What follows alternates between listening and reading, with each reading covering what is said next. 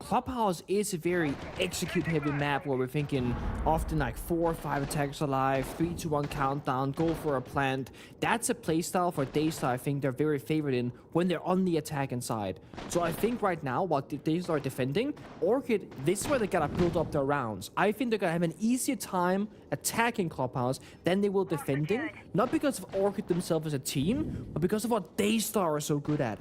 So every single round here on the attacking side is gonna be so important.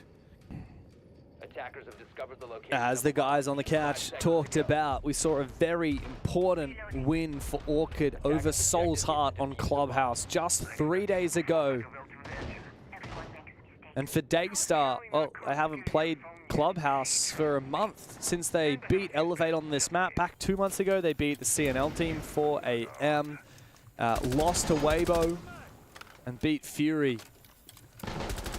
So a bit all over the place for Daystar, but nothing recent. Orchid have that result against Soul's Heart fresh in their minds. But this is the first time either of these teams have played this map on this new patch. Wamai banned out by Orchid, and for good reason too. Wamai would be able to create a fortress on that position where Azuki himself is playing with his ADSs to assist him. But no keeper barriers from the Azami. How will Orchid clear him out?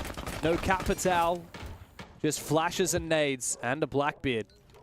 Yeah. It's one of those cases where you might need to take CCTV away from them first and hit them from the window and from the reinforced wall and the catwalk rafters, or the one-way angle that we spoke of with Scatman a few days ago, actually. This is how you can win if Azuki goes for a swing. But all he has to do is do what he's doing right now. Stay prone. Don't take any risks. The only way you die is if you make a mistake. BG Man is just waiting right there for Azuki to stamp a little bit too far back. Tiny bit of damage onto him. There's also an inch onto Yao, who tried to swing inside the bomb side a little bit too much. Here come the nades and the Blackbeard, but he's taken a hell of a lot of damage. And Azuki actually wins his gunfight against the Blackbeard.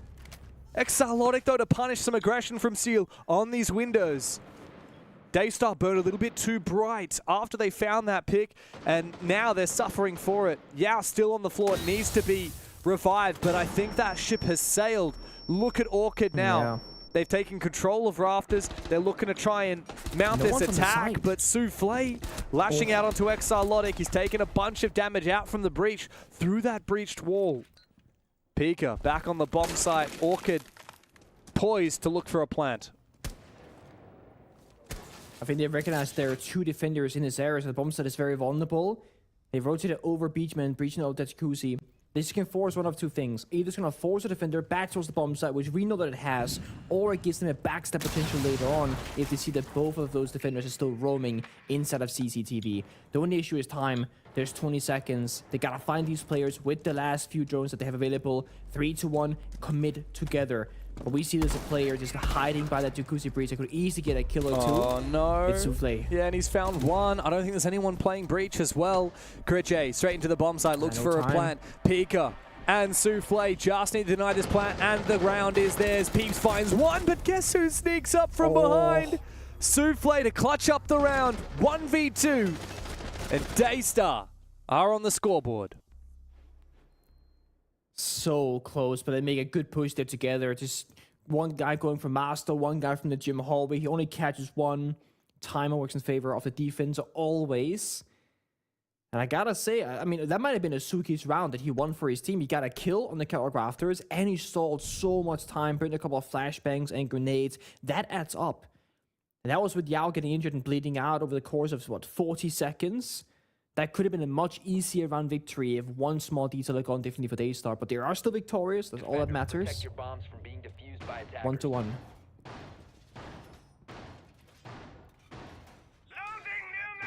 Now they go to actually CCTV. It felt like that. Most of that last round felt like a CCTV cash room bomb site defense just because of how much presence we saw from Daystar over on that extension. But now Orchid, they've had their practice. Now they have to go at it again. And hopefully for their sake, they'll have a little bit more success because Lycola shouldn't be dying to that Jaeger. Ideally, we need...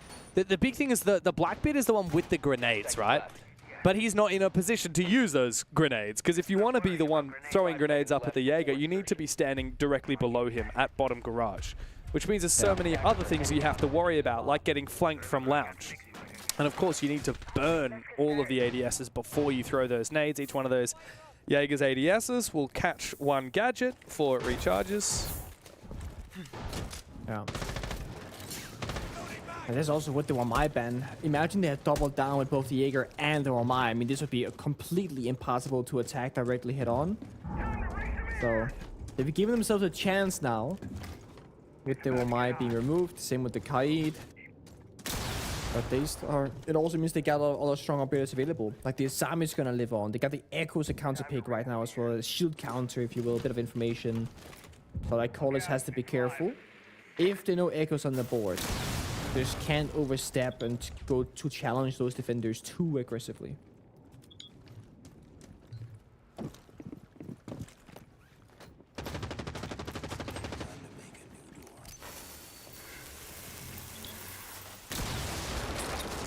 I want to see how active Daystar here are on the defense. Trap from Yao, triggered by Lycolas, baited out.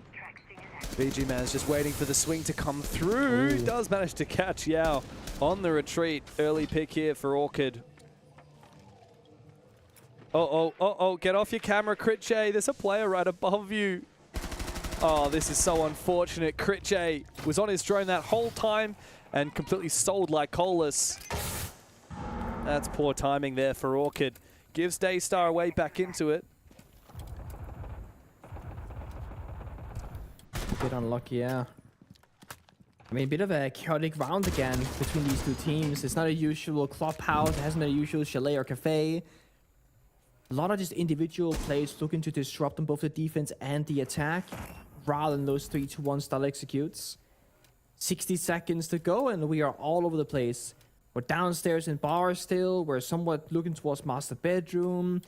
The defenders now, I think, from Daystar have all said, okay, we don't care about the roam. We'll hold Garrett to run player. People can watch towards the bomb site. Make Orchid burn down that timer second by second. We have an Echo. But there's no C4. There's no more toxic babes. So outside of Echo stopping the plant momentarily, they have no other way of dealing with it, but nice. BG Man dies.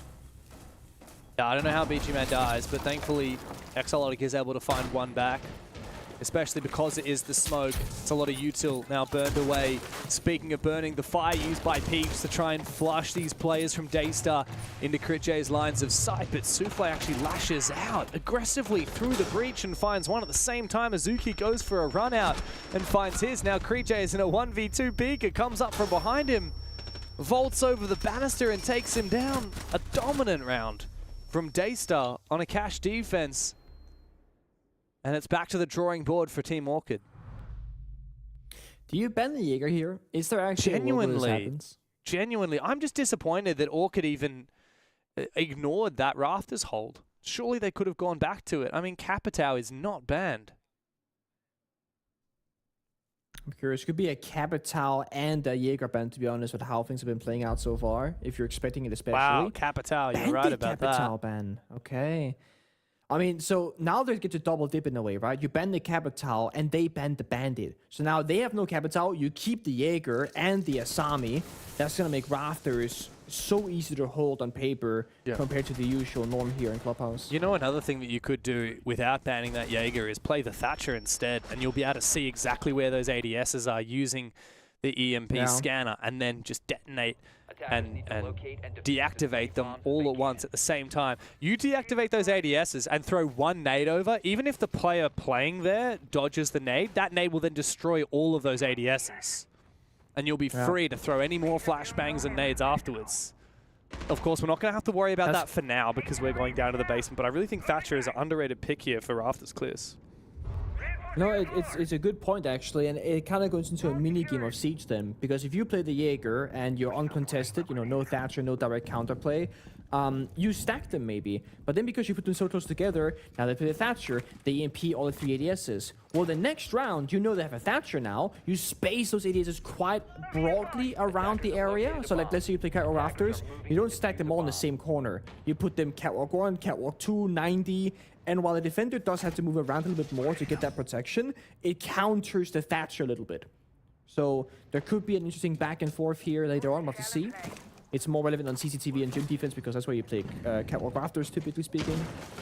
For now, we're going to be enjoying the beautiful Fuse Shield gameplay from Lycolis. Huzzah. Clubhouse is one of the few maps where it does have some value, maybe same as Bank.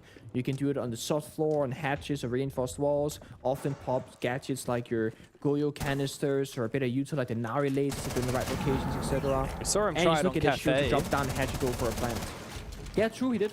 Not that it was successful, but yeah, I mean, the big thing is, like you say, using that shield to drop down the hatch. Yeah, and you can hard breach as well. Yeah, of course.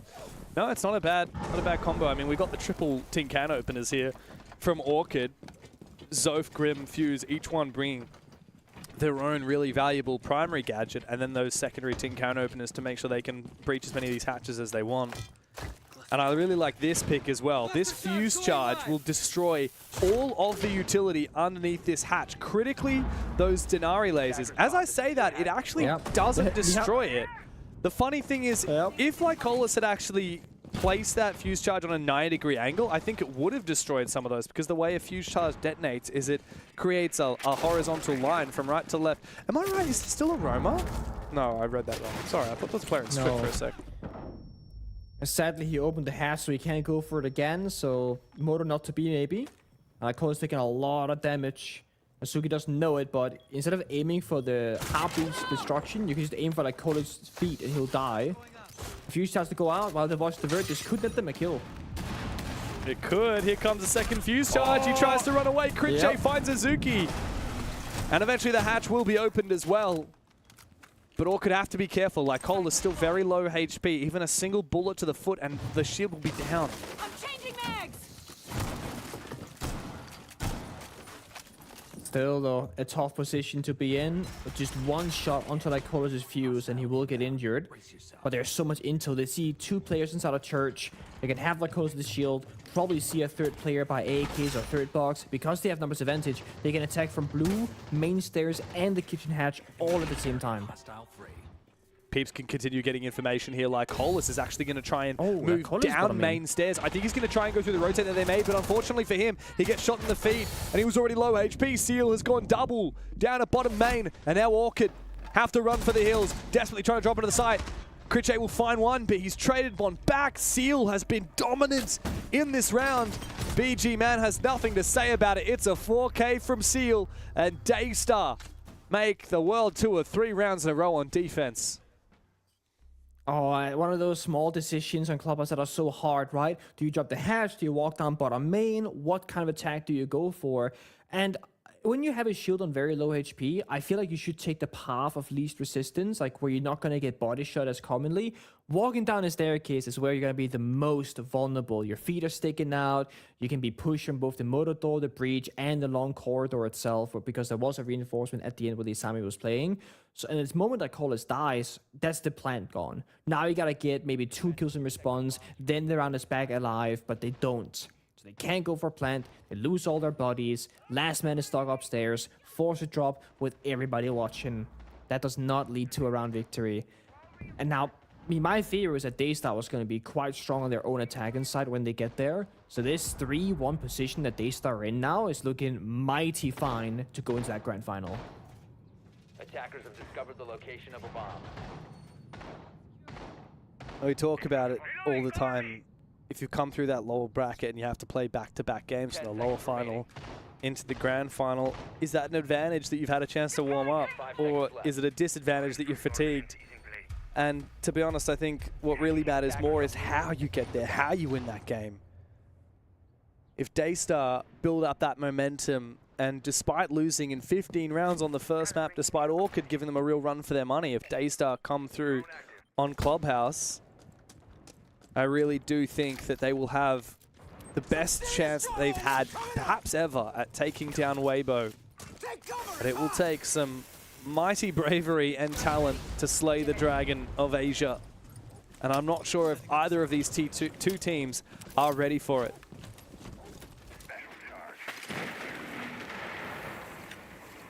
I mean, I guess the benefit here with the bandit ban is that the wall's going to get popped immediately. Nothing can stop you. Now, there is a world you can do like the tuberal mirror window tricking, but that's not been the case for this one. It's very effective against the thermite charges and just slowing down the attackers. We're seeing all the silhouettes here that are blue just sprinting back towards the bottom side, playing inside of construction, office, and gym. This means that Daystar with 5 defenders in close proximity are going to feel very squished together. And it makes it very uncomfortable in the server because you got to worry about all the angles from the windows outside. The pre-cycle will open up eventually. We're probably going to see somebody go downstairs and bar, maybe go for a flank later on because you don't have that many strong spots on the side itself. You have bathroom and office, maybe a guy playing by that master bigger matches. That's it. These mirror windows are going to be a real pain to clear, however. Good job taking out that barbed wire. Yeah, oh, I guess they ashed it. Just deleted from the server with the ash. I like the ash pick, very uncommon these days. We don't often see ash, but very powerful against those mirror windows. There is a player all the way down in Oil Pit. It's the Ella of Pika, keen for a flank late in the round. Yao, though, is picked off. Orchid have a gaping hole on that bomb site. They've nullified the mirror windows, and they're eager to make and execute happen. The question is, what will be achieved by Pika on for that flank? He needs to move now. As his bomb side players are falling, it's only Azuki now left on the bomb side. Pika finds one from his flank, and Azuki supports as well. Now Orchid back on the back foot, but BG Man finds his nice shot from Pika. 1v2, so winnable here. Critche has to force that plant down. Pika's on low HP. As Grismot does not find its target, does not find the player planting. However, his spray will take down BG. It's a 1v1 Critche. You've got the best damn weapon in the game and you only need to land a single bullet. And he does so! Orchid, a much needed round, shuts down Pika's heroics and gets themselves a second attack on the board. So close, and that's a flank, by the way, from all the way downstairs into garage, into CCTV, and he was actually figured out very early on. The first kill that Pika got was in CC on the outside balcony towards the master bedroom or gym window. They had 3 different people just watching that single door he was pushing from. He took down every single member. Good use of the final Grismod, taking away the game sound from the attackers, rotating to office to get a new angle. But that clutch, unfortunately, was not meant to be. Sadly, all his teammates died before the flank came to life, because this right here, when he gets the first kill, that's causing that chaos in the server. And maybe during that chaos, if the other defenders were alive, they can start taking some fights, swing into construction, fight by the windows, and something can happen. But when the flanker becomes the last defender alive, it means that the side didn't hold for long enough, or that the flanker didn't flank fast enough. But Pika had to be cautious, because if he died first trying to flank, then the round is over for sure. I gotta say, I'm really impressed by the way Orchid really picked apart that defense. There were a lot of different layers to it from Daystar, but look, I don't often love seeing both a Bandit and Kaid band teamed up together. I know you often talk about the diminishing returns of double dipping on the same class of band, the same archetype, but it really did work for Orchid because it allowed them to abuse the Thermite and the Ace together. And sometimes you just gotta play it like it's year one. Open up walls, expose defenders, and then the kills will come. That's exactly what Orchid did. They opened up the walls, they countered the mirror windows, and sometimes you just gotta keep it simple, stupid. You pick hard breaches, you pick the ash to counter the mirror, and in this case, Daystar, they themselves are looking to make things complicated. Unfortunately though, they cannot get that mirror window quite high enough to counter that exothermic charge, and as such, the mirror trick will not land. Unlucky. Didn't even have impacts on an operator on the map to then open the mirror window, toss an impact into night further, and is it worth using a C4 for that? Maybe, maybe not. The issue is, if you throw a C4, the 2-bar freeze also EMPs that explosive device, so you would need the impact grenades. That means that a big play for this round to try and deny that breaching has been stopped immediately. So Daystar already starting on the back foot with a little bit less util in pocket. Only one active mirror window now can be seen through. We have Crit J looking down, or looking up rather, Jim Hatcher downstairs fishing for a kill. There's a mutant plane. If you're standing on a jammer, you'll not get tracked by the Deimos, but if you're on that roam game, you probably don't have one. So he tracks the mute himself, who's in construction. He'll be safe for the time being. I gotta say, man, I'm such a sim for Thermite these days. 3 exothermic charges with Bandit and Kaid ban. It's free real estate for BG. However, Critche goes down. BG actually has a chance to find a kill here as well. If he sprays at the right time, tiny bit of damage onto Azuki. That tells the Jaeger, time to get out of there. You see how cautious Orchid are of rats in the rafters, worrying about players hiding in corners as they go for these clears. Final round of the half here, Pengu. Orchid looking to try and tie the scoreline. They have a problem. They've spent all their exothermic charge, so I mean, they have Selma as a backup, but if that breach isn't perfect, then they can't get in and they can't go for a plant. So once the 2-bar freeze is over, we gotta keep an eye on Peeps here. Can he open up the wall successfully? It cannot be a vault angle. This right here is a vault angle. Just gotta use the very final Selma charge on the very bottom part of it to make it a plant spot. And there's still a mirror window to deal with as It's well. not gonna do it. No, I have a very Honestly, bad fall below. feeling about this round here for Orchid. Nitro Cell, though, gets tanked. Lycolis low on HP, but he does survive. Critically, that gives a chance here for Orchid, but they will have to be aggressive and erupt into the bomb site when they go for this plan. BG Man on for the backside peak finds his kill. And now a second as BG Man goes deep and aggressive from the breach. Pika will trade him on back, but two of these Daystar defenders are all the way up on rafters, unable to deny the plant, but Pika will still land the shots to take down Peeps into the post. It's a 2v2. Both of these teams fighting tooth and nail as we look down the barrel of the end of this half.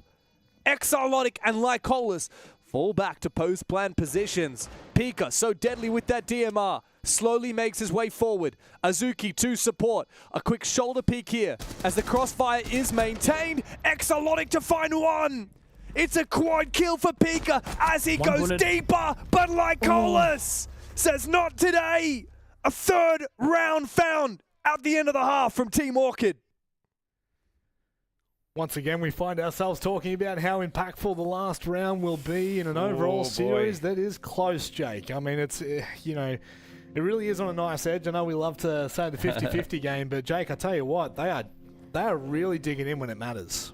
They certainly did. And again, another situation where once Daystar got out to that 3-1 lead, and it's probably fortunate for Orchid that they were able to win that opening round, because if they don't win that opening round, they would have been in a bit of a strife. 3 straight for Daystar. They looked pretty comfortable then on the defense, and I thought they were going to get at least a 4. And 4-2, I know that we usually say in club, that's about even. That's where you want to be. But in this kind of matchup, I think that would have been much better for Daystar than Orchid to get it to 3-3. Now it's inverse. This is good. Orchid go defense. We know they can certainly defend in the second half. And the fact that it came down to a 1v1, Pika almost getting that ace, that was pretty critical. That round may be map defining and therefore series defining. Oh, it could be massive for them, and I think that a lot of the woes that we were talking about in terms of individual plays, guys, kind of washes away when things go as well as they do for Team Orchid. There's been multiple rounds here that I think they've won purely based off those mini games that we talk about so frequently. Yeah, it's been the mini games, and it's been the fact that it's been a pretty well-rounded team effort. It was a big talking point, especially from the Team Orchid perspective. If this was going to be just a 2-man effort, could BG Man get in on the action? And funnily enough, he's actually top fragging at the moment. Popping off. Crit J Peeps, and even like Lycolis, who was also impactful in that really important critical last round there, where he stayed alive on the black bit. He's been really good. So in terms of that well-rounded performance from Orchid that we needed to see for them to be successful, that's exactly what we're getting. And I'm getting a little bit nervous for my prediction now. Not just because I'll be wrong, but because Jake might now be right. Well, I mean, they've dominated the opening kills. They've gotten 2 plants. They've obviously gotten 2 out of the 3 clutches. There's a lot that they did right in a clubhouse half. The Jabba the Hutt's coming back out. on their attack. Like I said, Orchid before the game, I feel more confident now. So that's a good sign for them. It's not a guarantee, and we know Daystar will be more than capable on their own attack. But if you had have said pre-match 3-3 at the half, and now Orchid go defense, guys, I think you probably would have maybe changed your opinion. Yeah, absolutely. I've been really impressed from the team play perspective that we've seen from them. That's exactly what's super critical. On defense as well, of course, but especially on attack when you're trying to be the ones to dictate tempo and you are the underdog in the matchup. So they've put themselves in a really strong position. In terms of the bans that have played out here for the second half, so Kaid and Mirror suggest that we could even see Bandit to round things out, and it'll be full Waldenar from the side of Daystar, and then Orchid electing to take Shield and Grim off the board. Does though mean that the Capital's in play, and also, I guess, circling back to the defense, that means that the Wamai is going to be available, and That's a sentence I didn't think I'd be saying this year in terms of it being notable, but especially on a map like Club with those key checkpoints to list and some of the power positions, whether it be like basement AKs or top floor bathroom, top floor rafters, etc., where the Wamai can be really strong. Having that available is going to be quite impactful for this match. And the Thunderbird makes it through as well. Oh, how? How on earth has it happened? Didn't think I'd be saying that sentence. Never thought I would ever say a sentence like Does this guy that. get paid? Unfortunately so. Actually, in fact, the exact same you do. Who do you think, Rob? Look, I want to say that if Team Orchid can stop Daystar with their small runs that they've had, if you look at the way Daystar have played, they've played with a lot of momentum. When they win rounds, they win a lot of rounds. And I think if Team Orchid can keep them on their back foot, if they can utilize the Wamai, it could be good. You know who else has got a lot of momentum? Oh, please that doesn't tell me. matter. Over to James and Nick. Bring it home, boys. Thanks, Jake. Look, if there's one thing I want to talk about, it's not the Thunderbird. It's nothing that those guys were yapping about on the desk. It's the fact that we might actually get to see a little bit of Wamai here. Not in the first round, but he has escaped the operator veto unscathed. Yeah, that was the exact same thing. And is this Daystar saying, Orchid, you don't know balls. You didn't play the operator if we allowed you to try it. They showed how much damage they could do with Jaeger, but neither up for this one, for the first defense. Now, I said before that I think Daystar on the attack, they have a very big advantage. They're strong at executing and setting up their attacks very effectively, which is what Clubhouse is all about. What Orchid can do is play the game of disruption, right? They play aggressive, they play roamy, they try and go for kills. Look at the attacking lineup. If you take down any attacker but lose yourself in the process, it's a worthwhile trade. It's either going to be about the hard destruction or an important util operator or the only self-destroyer. So it does not matter if Critchy is deep roaming the Nauri and he dies, as long as he kills somebody from Daystar and take him with him. Well, it's roam clear time here for Daystar, and Yao is the tip of that spear. Critchy may be on the receiving end eventually. He's using this Denari adaptively mid-round. Gets spotted. He's reasonably safe in this position for now. If the Blackbeard tried to hunt him, he would always, of course, have the support of that gas pipe to detonate, buy him a little bit of time to escape. But it looks like Daystar is actually rotating. I see multiple players running towards exterior dirt tunnel. Is this going to be a Glaz Blackbeard push close to the site? This isn't going to work, I don't think. There's a Goyo. They might have overcommitted. There's a Goyo canister on the door into dirt from site. So once they pop that barricade, as they now know, they're going to be kept at bay for 20 seconds. Okay, so they're going to force shift it just straight into the bomb site and be countered. Maybe they thought the roam game was a lot bigger than it actually is. It's just going to be two people, Peeps and Bar, and Critchy on top floor, Kurin inside of logistics office. Oh, so there's three guys by the side. Oh my god! That impact gets punished with the Reaper as well, and they're inside of blue now, and they got dirt tunnel pressure. Critchy good for one on the flank though. Chaos in the server. Yeah, it's a huge shot from Azuki. However, a nuclear nitro on the bomb site from Lycolis. Both of the final players from Daystar pushing from blue, and Critchy puts a stop to the first. Peeked, now the last one standing. AR-33 in hand, good flash, but peeked directly into it. It's BG Man, a reprisal as Orchid take the lead. And it's beautiful aggression. The bar flank is unsuccessful, where Critchy will then get a kill elsewhere instead on the main stairs. So, again, different win conditions for Team Orchid. Is also why Goyo is such a strong operator, right? You can put down the Goyo canisters in prep phase, start roaming, play a bit more on the offense, and then the anchors still have a chance to pop the Goyo fire, stall for 20 seconds until backup arrives. It looked very much like Orchid were just happy to take the fights. It wasn't going to be about the plant denial, it wasn't going to be about the late round execute. It's going to be about who can go for that opening pick and who can disrupt the other from achieving their goal. That nuke of a nitro as well. Massive. Great way to counter the Glaz. People forget sometimes. Yeah. So many different ways to get rid of a Glaz, and a C4 is often one of them. If you see that smoke, you often know he's peeking through it. So good start to the Orchid defense. That makes 3 rounds in a row, by the way. They came back from a 3-1 deficit here now to take the lead. Can they further it? Gym Bedroom up on the menu, and guess who's back? It's Wamai. Critchy finally showing us this newly buffed operator. So remind me, Pengu, exactly how was Wamai buffed in the recent mid-season patch? What? Okay, so... What? Oh, firebug. Wait. What? Interesting. So I think there's a I've bug never where seen that if before. you pop the gas... I've never seen it, but I've heard about it. It's very much where you just burn to death, and I think it's based off the explosive canister maybe that's inside a connector. But I guess it gives us time to really deep dive into what my... Sorry. Yeah, I was like, we're trolling. All right.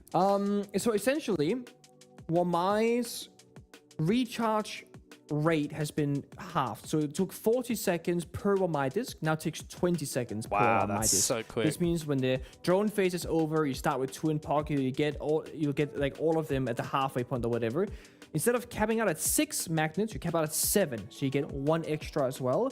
And the activation timer has gone from 1.5 seconds to 0.5 seconds. And the activation timer is when you toss it down on any surface, it's gonna have the kind of white ring. And when it fully expands, that's when it's now active. That's when it can catch something actively.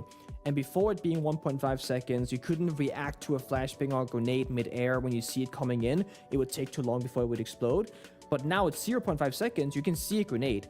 Toss that magnet on the ground, it's gonna catch the grenade. And whenever Almighty catches something, it's going to reset the fuse timer on that grenade or flash. So it can save you, it can redirect the smoke, the flash, the grenade, whatever, and it can honestly change a lot about those play to die positions that we've seen over the last couple of years. Yeah.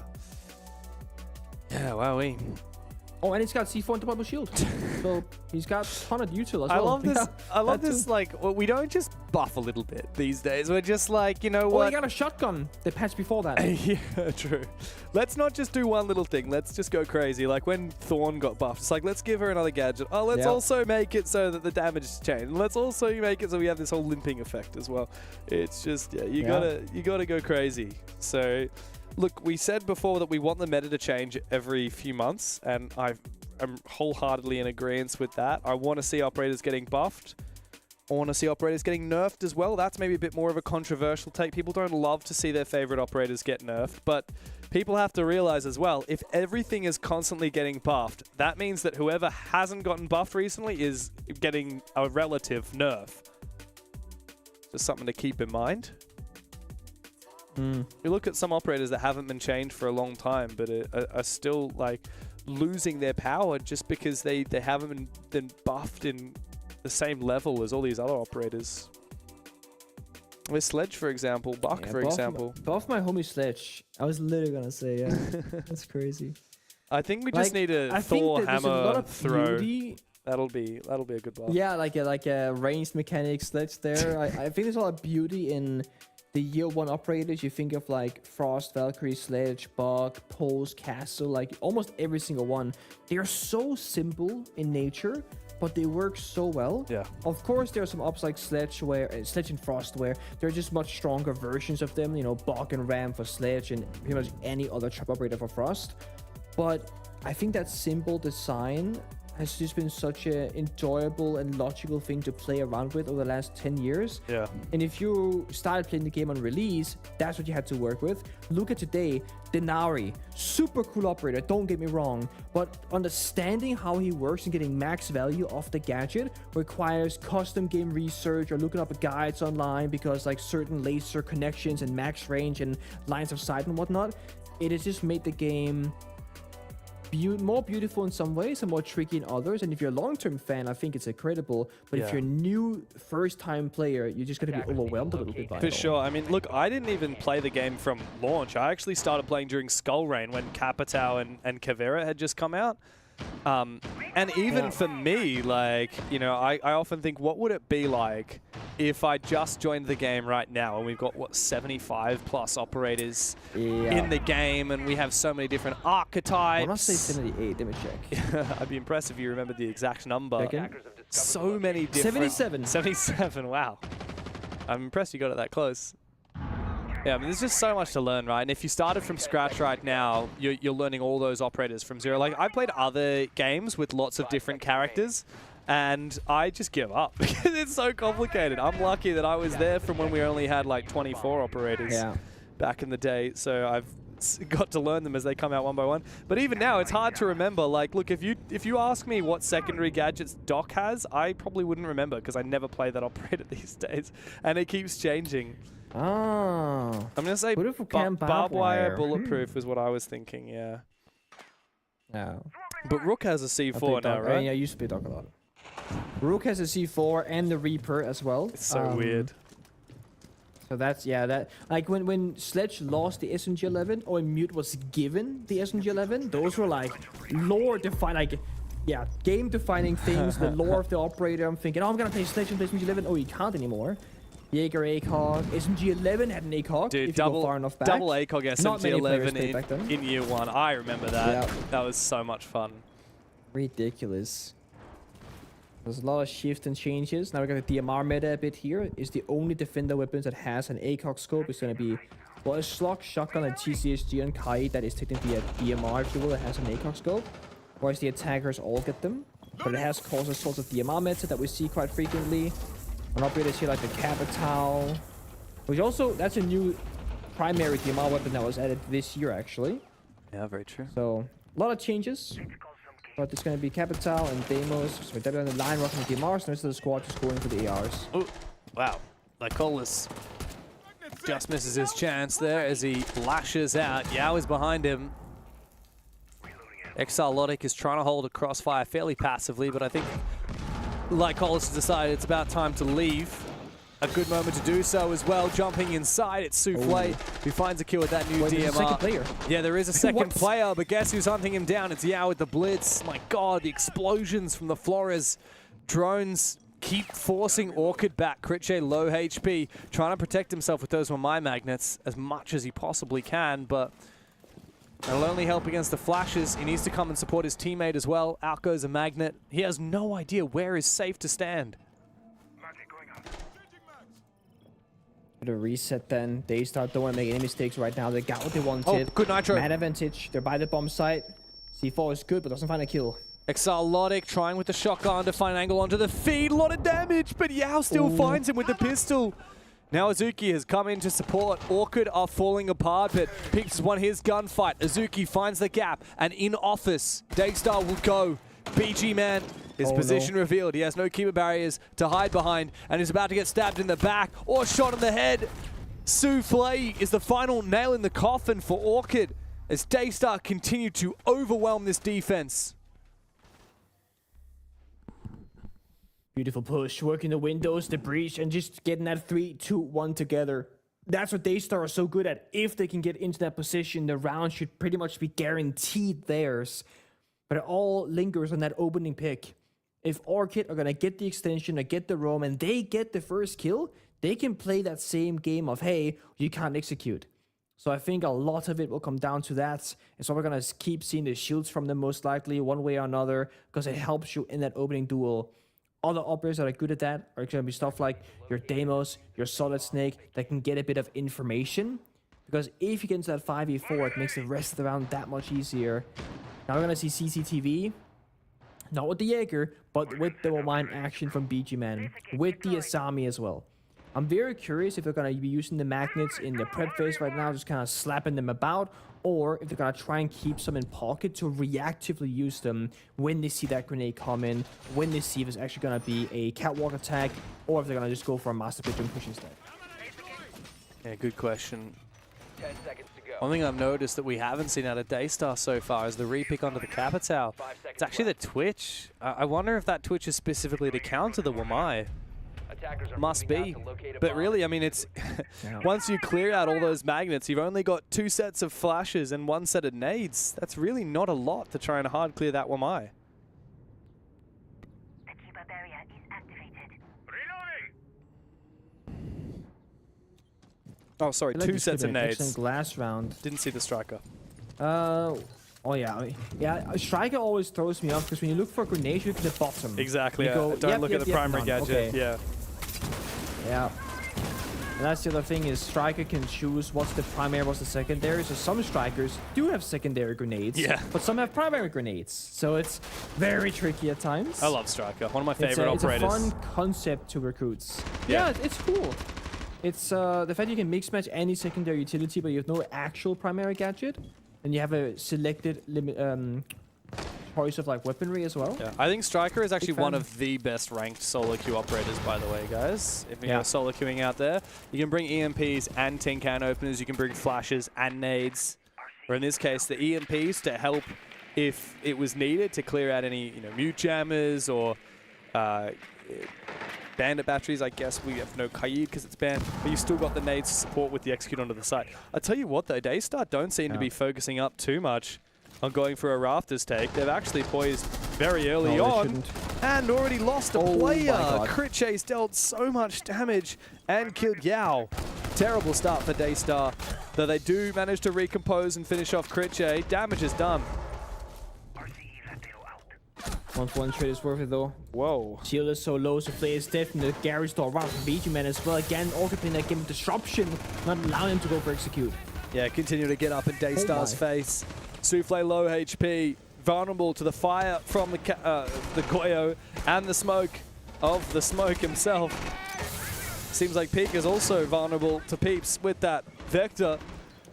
Desperately now, Daystar need to go deep. 2 players inside the building. Peeps looks for number 2, going for number 3. He finds all of them. Orchid continue battling back and forth. They take the lead again. Complete chaos in the server. All the fire and smoke, toxic babes, the Blackbeard is dead, no intel for the attack. And that's a CCTV. And this is the strength of operators like your Omai and your Jaeger. You can dictate what push the enemy is going for. A lot of teams in Tier 1 play, they will see the Asami Omai and go, let's not bother with Garage. It is not worth the effort. It's way too challenging. Let's go for Master Bedroom. But because you're playing the Omai and the Asami, that's Omai Ben immediately out. They got 2 rounds with it. Because that you're playing the Omai Asami yourself, you know there's a very high chance that they're going to go for a Master Bedroom attack, which means you can send more bodies, more reinforcements, maybe more utility in terms of like the Goyo Fire and such. And because Homai has a throwable gadget, unlike Jaeger who has to put it down like a mute like where you're standing, you don't have to use the magnets in prep phase. Like I said, you can keep them in pocket. When you see they're going for Garage, then you toss them out to help the Asami on Rafters. And if they don't go for Garage, which they didn't, you can now just turn around and throw them inside a CCTV instead. So it's such a strong way of flipping the defense in the middle of the round, but it's only really Wamai that allows you to do that. That's now been bent away, like we said. That kind of strategy is now going to be used up. So if you want to play the Jaeger, you got to commit them in the prep phase, and that's going to make that rotation of this utility a lot harder for Orchid. Yeah, not impossible. We've seen teams juggle their ADSs before, but not in the current meta. The current meta is far too fast-paced for most teams to get away with doing things like that. But now that Daystar have banned out that Wamai, it does open up a lot more opportunities. No Jaeger brought to the table, of course, a very different bomb site down in the basement. Orchid very much won this on the roam game last time. Daystar started by going for a roam clear, then pivoted to going for not quite a rush, but a hard hit, mostly through dirt and blue. Orchid was so ready for that, though, and I think they'll be ready for it again. You look at the number of traps brought to the table, the amount of time delay here for Orchid. It'll be very hard for Daystar. Also, little note here, Critche being the roamer on the Denari, unusual that he's using all of his Denari lasers for the roam, but because he's got that secondary slug shotgun, he can make himself a lot of rotates and hatches and escape routes mid-round as well.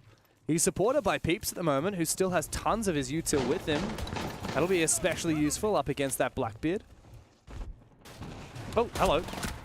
Goodbye. That's awkward. No, that's Orchid. Just like that. We're gonna have Peek in the grave. Okay. Orchid striking first. Critche is gonna hold on for a little bit longer. He's got so many gadgets in pocket. Oh, he gets dashed by the Blackbeard. Oh, the trade. Yao takes him back, takes him down, and with that, Daystar dominate on the roam. Orchid might have found their freebie against Pika, but I think it is time to cut their losses and fall back to the bomb site. Yeah. It's still playable in a 4v4, but if one more player dies from Orchid, then that's gonna change a lot. You're gonna have the Goyo Fire elements that can lock down certain entries that give you information if you were to push it. That can orient your guns on like where to aim them at. On the flip side, they still have a singular Selma charge left available. That can be used in the bottom main triple wall, for example, while Suki and Sophia can get the last few hatches with the secondary can openers.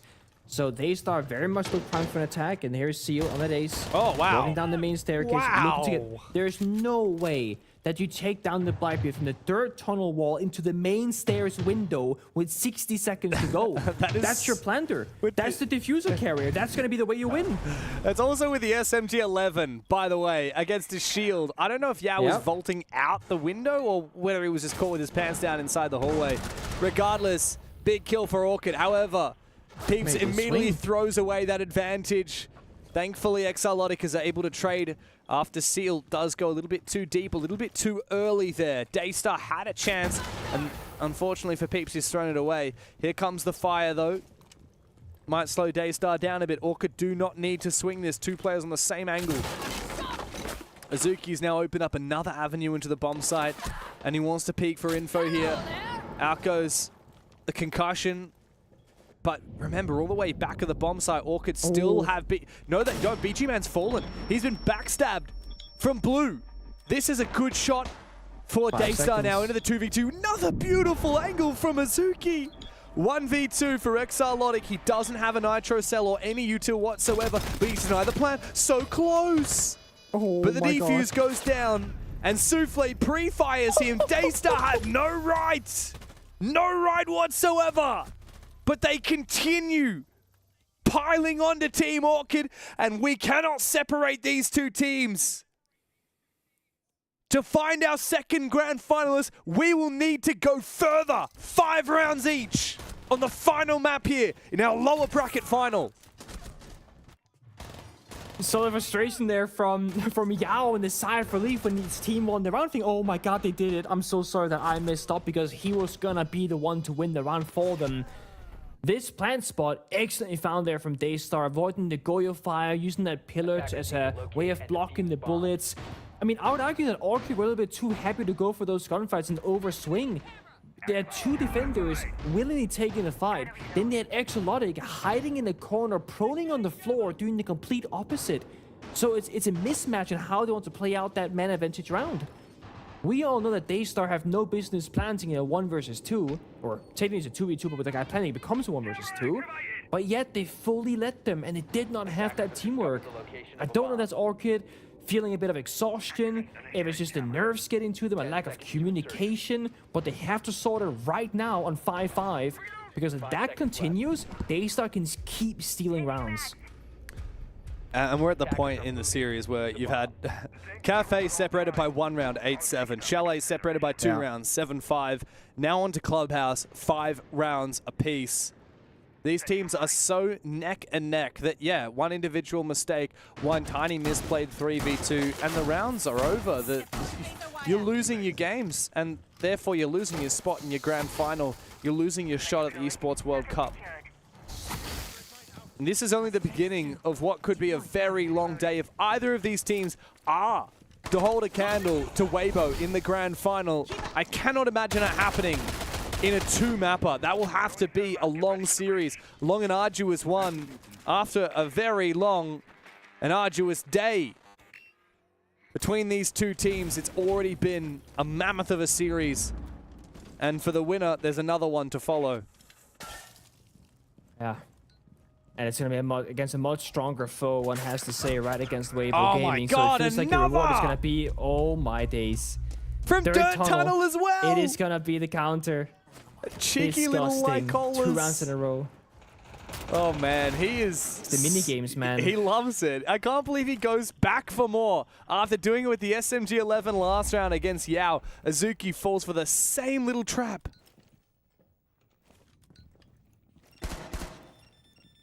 So what now? I mean, losing the ace here, not the end of the world, but again, just starting off on the back foot is not ideal. Yao on 1 point of HP on the Blackbeard, so inflicting damage as well on the Capitao. This attack is getting, honestly, completely stopped. Yao's not having a good time, low HP. Little opportunity spotted there from BG. A gap around the keeper barrier. He finds that kill. How much more time can he survive on 1 HP? Peeps is just around the corner, but BG Man does not want to expose himself. He wants to force Daystar to make the first move, and I don't think he knows just how low that Blackbeard is. One shot anywhere on the body, and Blackbeard will go down. The same can be said for BG. He's found another one! Oh, I can't fucking believe it! How is BG again. Own cash room like that. Team Orchid has series points, and they're on the verge of knocking Daystar out of the bracket. He's dancing by the drone hole on a soft wall, almost no support in the server. Swing to his right, the left. He tosses out a keeper barrier. It's gonna protect him. Wrong. It creates a tiny gap. We're going between the overtime. I'm reinforced just wall telling you right now. and the This is keeper 15 itself. rounds. We have to. It's gonna be There's just no like way we Cafe, don't get bouncing 15 back and rounds. forth. Oh my God. Take me to 7-7 already. Fast forward. We have had so Hold on, many baby. overtimes in this stage finals. Yeah, we have. APL I has looked been it up insane, earlier. bro. Every sub-region has had multiple days with overtimes. Wasn't yesterday like 8-7, Chiefs Enterprise, 8-7? obviously. Yeah, that was 2 8-7s. Yeah, 8-7, 8-7 in a best of 3. So, like, just going fully quickly, right? Chiefs rival first game of bracket had an overtime in a 2-0 fashion. The game after, Chiefs EP had an overtime in a 7-5 Oh and a my 7-0. God. EP MLFO did not have an overtime. Chiefs EP 7-8, 7-8, like you said. Rival EP did not have an overtime. Rival MLFO did not have an overtime. So half of stage finals was overtime, basically. And every single game in O's APAC alone. North has been a 3-mapper, I believe, as well. Yeah. And APAC North, you know, Yeah, really long distance. you got the lower final and the grand final of that tomorrow. Here's a replay of BG Man's heroics in cash, and there's his reaction. Peeps is so goddamn stone cold today. Finger guns, Like, man. Peeps has been all right, but I really haven't given him the credit that he deserves until today. He has been such a showman in the server and on his player reactions as well. Absolute legend. And for Orchid, this would be such an upset. Like, we haven't really had any huge upsets, I would say, as of yet in the APL stage finals. Like, look, you could argue that Rival taking down MLFO was a bit of an upset, but eventually they fell to EP in that lower final. You could argue that Kinotrope taking down Scars was a bit of an upset, but, you know, of course, their story's not finished yet. They've got D+ coming up tomorrow as well. Orchid to take down Daystar. Right when we thought Daystar were peaking, turning a new leaf with Yao. Daystar looked like the best version of themselves that we've seen all year. And that's a team that I'm talking about went to Paris 6 months ago for the 6th Invitational and then to Salt Lake City. And now they've lost their chance of getting a second spot for Asia because Weibo could not beat Enterprise in SLC. And now all of these teams in this sub-region must fight for just a single slot. And it looks like Orchid will be that team to try and slay the dragon in our grand final later today. Look what they brought out as well. Like Colas on Clash. A very low picket operator for all these two teams. And honestly, I think in Asia overall.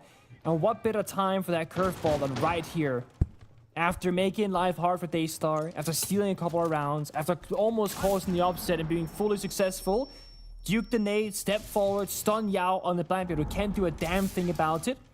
Now, if you are a shield operator, you can put the shield on your back and just have the gun out. Then you're not gonna get guard broken and forced into a I can't do anything sort of animation. But you're also exposed if you don't have that shield like I mentioned. So they look elsewhere. On the verticality. Trying to break the soft floor.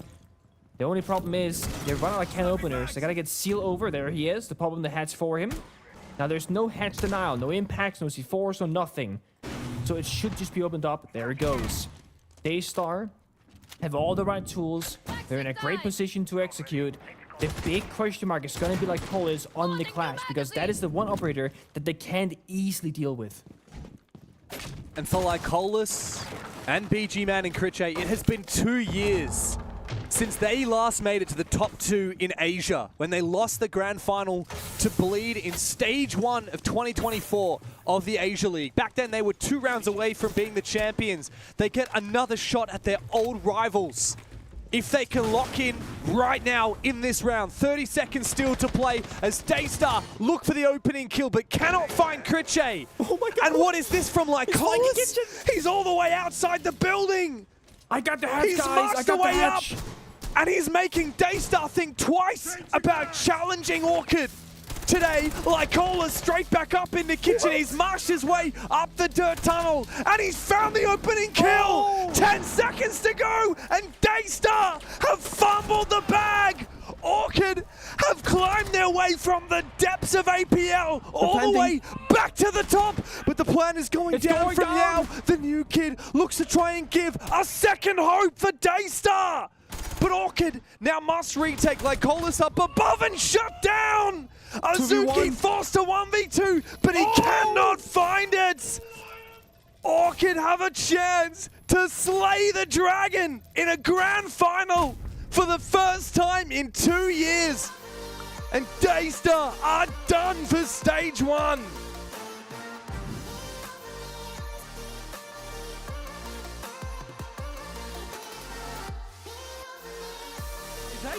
I said that's my peeps! That is your peeps. Will the real peeps please stand up? And what did he do? I mean, he kind of stood up. It wasn't his like greatest. It's not like he dropped 30 or anything.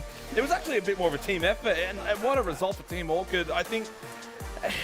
Look, it's unfortunate for Daystar, absolutely, and what a series. 8-7, 7-5, 7-5. We got a banging lower bracket final. Team Orchid, they get a shot, and that's the way to really frame this. They get a chance. They get a shot at the Kings and the Dragon.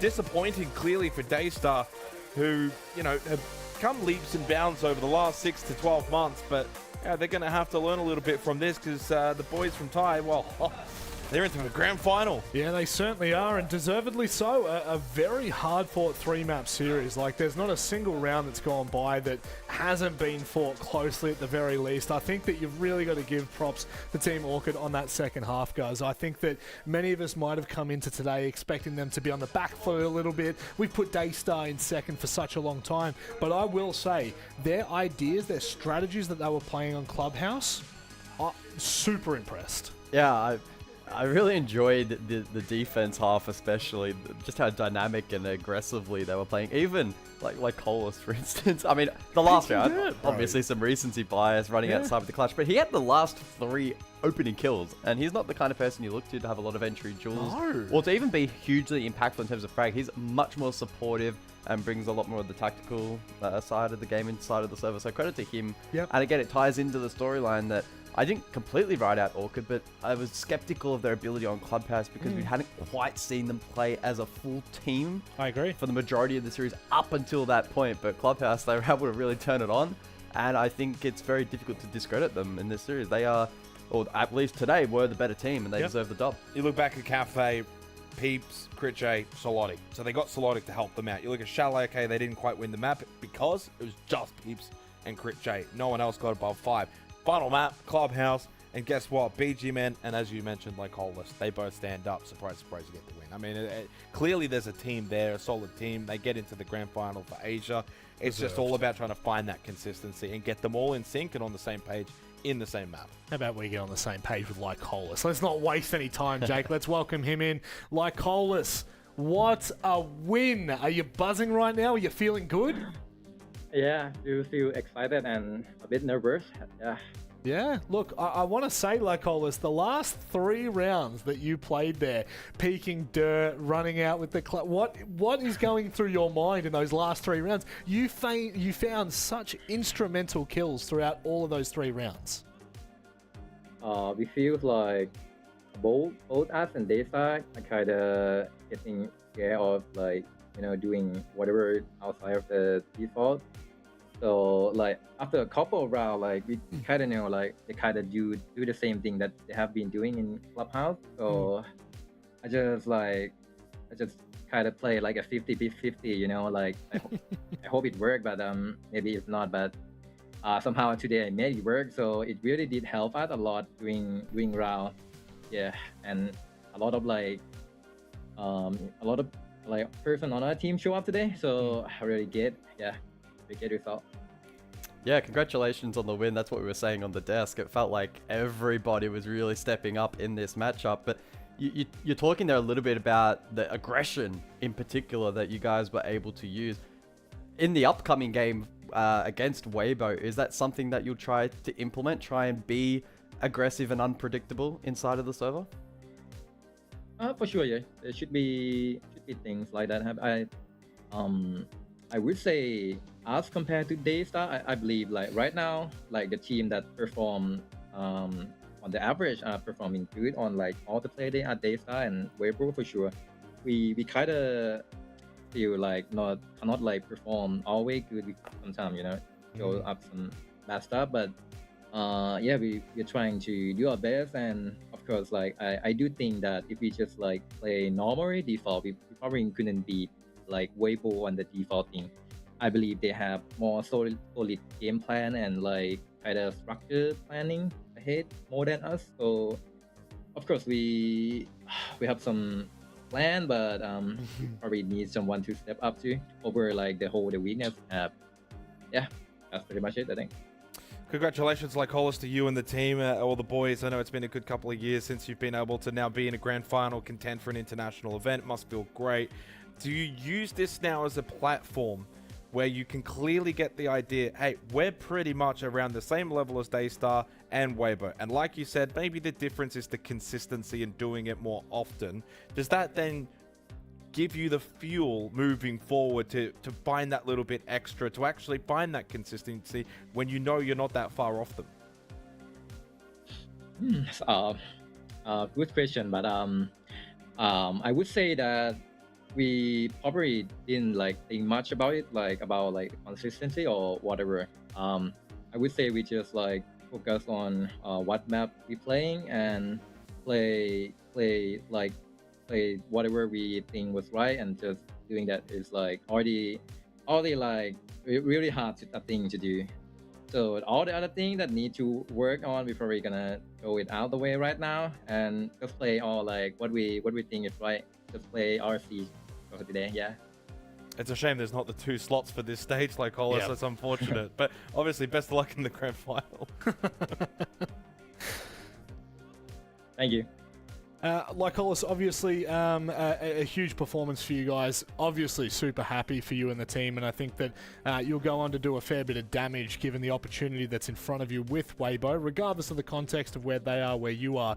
I think that you still have the grit and the server. So I don't want to take up any more of your time because you've got about 40 minutes to prepare for that match, maybe even less. So anything you'd like to say before we let you go and prepare for this match? No, I'm just gonna go off to cool off some like my head a bit and come back to kick Weibo.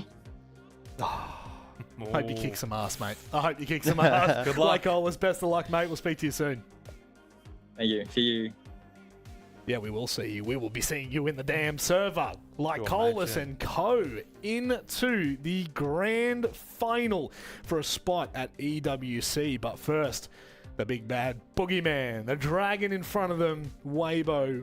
If ever there was a Titan of the region, if ever there was a task that would seem somewhat insurmountable, guys, this is probably it. Yeah, we constantly refer to them as the gatekeepers for a reason.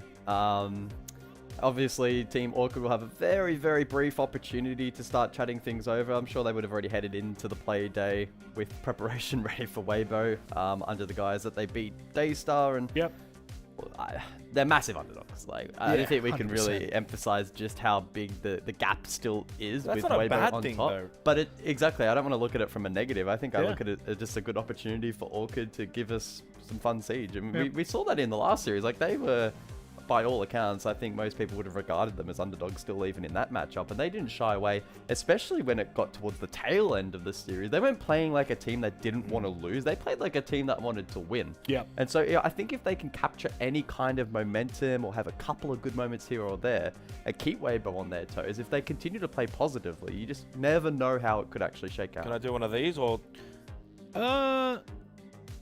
How long's a piece of string? Probably like not like this, not Look, like that. I just want to close like this on before we go to the break. Clearly, you've got a team that in Orchid is the underdog. They've just got to. It's all up here. It's the mental. It is the mental. They've got to just forget. It doesn't matter who's Weibo, whose turd reaps these names. Look at what we saw earlier today in the Xenox Goes Pro. Wedables was not beating player in a 1v1 if he knew who he was playing against. It is mental. But he didn't know who he was playing against. He thought he was playing against me, and he wins. That's the mindset Orchid need going into this grand final Don't worry about what your opponent's names are and what they look like. Get in the server. You wouldn't get this analysis I anywhere else. just... Let's bring on the ramen, baby. You know what? Jake, you do the honors, mate. This is your time to shine. We are going to be heading to the break. Now, when we do come back, and this is an extended break, don't worry, though. We will be back very shortly. It will be ramen time featuring Nicholas Morrison.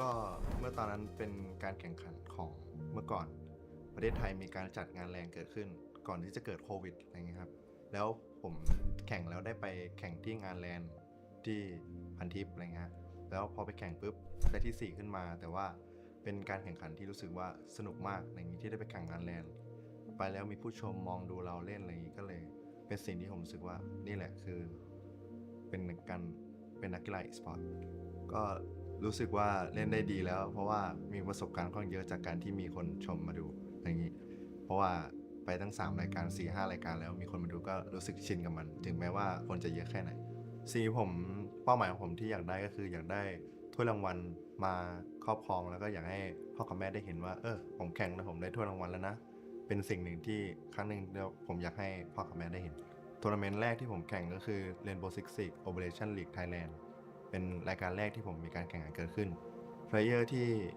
ผมยังอยู่แล้วก็ยังเห็นแข่งอยู่ก็คือมีแค่พี่เอ็กโซติกคนเดียวนอกเหนือจากนั้นก็คือเลิกแข่งกันไปหมดแล้วก็จากที่ผมได้มีการโยกย้ายทีมมาตลอดก็จะได้เห็นถึงความจริงจังของทีมแต่ละทีมซึ่งมีความแตกต่างกันอย่างทีม No Cap ก็เป็นทีมที่ค่อนข้างจริงจังแล้วก็ผู้เล่นเนี่ยค่อนข้างเก่งผู้เล่นมีประสบการณ์ไปแข่งขันมาก่อนแล้วอะไรอย่างนี้พอผมก็ไปผมรู้สึกสนุกและรู้สึกว่าการที่ได้เห็นเขาจริงจังเนี่ยผมก็เลยถ้าเกิดผมได้มีการย้ายทีมผมก็อยากจะเอาความจริงจังของตรงนี้ไปบอกให้กับทีมที่ผมอยู่ด้วยว่าเขาจริงจังขนาดนี้นะเขาเล่นกันอย่างนี้อะไรอย่างนี้ผมก็จะทำให้เต็มที่แล้วก็ทำให้ทีมผมเนี่ยเก่งขึ้นผู้เล่นที่ผมรู้สึกว่ามี impact ต่อเกมมากที่สุดก็คือน้องกิจเจนะครับเพราะว่าน้องเนี่ยเป็นคนที่ยิงค่อนข้างเก่งมากเป็นคนที่ถ้าได้ยิงแล้ววันนั้นมาเนี่ยแล้วก็ไม่มีใครหยุดน้องเขาอยู่จริงเป็นผู้เล่นที่ผมรู้สึกว่ามี impact แล้วก็เป็นผู้เล่นหนึ่งในคนเลยที่เก่งที่สุดในประเทศไทยผมคิดว่าก็รู้สึกว่าถ้าได้เจอน้องผมก็จะทำให้มันเต็มที่จะไม่ยอมน้องถึงแม้น้องจะยิงผมก็จะเต็มที่กับมันก็รู้สึกดีที่ฟูลี่นั้นสนใจทีมพวกผมเพราะว่าผมก็ตอนนั้นผมก็ไม่มีสังกัดพอมีฟูลี่มาเชิญอย่างนี้ผมก็เต็มใจที่จะอยู่กับฟูลี่ก็ฟูลี่นั้นก็ตอนนี้ปีนี้ก็มีการเปลี่ยนแปลงผู้เล่นก็อาจจะมีผมมีดาร์กมีฟาลอร์ดมีโรดินี่มีเปียวมินก็เพลย์สไตล์ของผมก็ยังเหมือนเดิมก็ยังเป็นคงผมเป็นตัวยิงโรดินี่ซัพพอร์ตแอนดาร์กก็คือ second fragger ฟาลอร์ดก็คือ third fragger and เปียวมิน is frag so ปีนี้ก็จะทำให้เต็มที่แล้วก็จะโชว์ว่าพวกผมเล่นกันยังไงเดี๋ยวก็ติดตามรอดูครับก็รู้สึกว่าถ้าเมื่อเราเป็นทีมหนึ่งทีมที่เป็นทีมของเทียร์วันแล้วรู้สึกว่าถ้าเราทำไม่เต็มที่เนี่ยแล้วรู้สึกว่าออกเนี่ยอาจจะเสียใจกับเราได้เพราะว่าเขาเต็มที่ให้กับเราเขาลงทุนกับเราอย่างนี้ถ้าเกิดทำไม่ได้เขาก็อาจจะเสียใจอย่างนี้ผมก็จะทำให้เต็มที่แล้วก็ไม่ทำให้ฟูลี่ผิดหวัง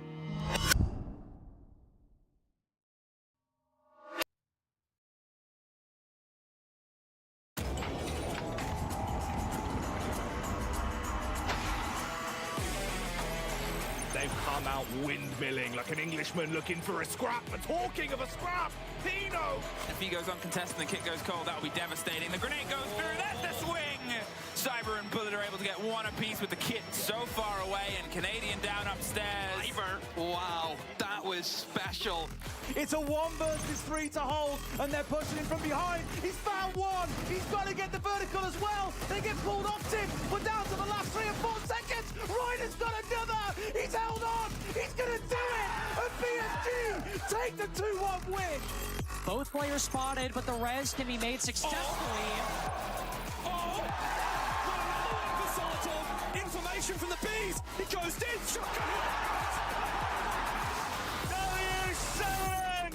They cement themselves as one of the greatest of all time. He's starting to get cooked alive, Ollie, but he's using the stim pistols. Look at this from the dock. Surely not. Brilliant. That's play of the year in my book. Plays the game, hits the old body, doesn't quite catch it. There's the impact. He gets it. There's the dash. He doesn't have the concentration. He's going back. He's not quite sure. He Nesk, you gotta go. A few seconds. Stick it, Nesk. Stick it. This is an angle that he might be able to contest. No, unfortunately, he takes just a bit of damage there. A walk, I guess, the second one. Eclipse, though, will get one, turning it into a 2v2. Now they push it on the side. The Bandit will lose out on this. Eclipse, the last alive on the Ella. Spots the head and takes him down. The ace for Waka. He will down VC. Canadian positioning to pick up, but that's going to result in a double nade from Vertical. That's 4 for him in the round. Necrox, the final defender against Vertical. The ace, absolute domination. Believe in magic, Michael. Team 1 does as they win the Mexico Major.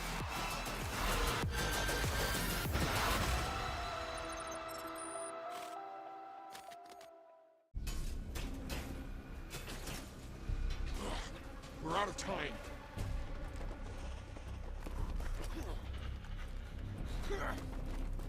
Let's put them in the ground. Fall back!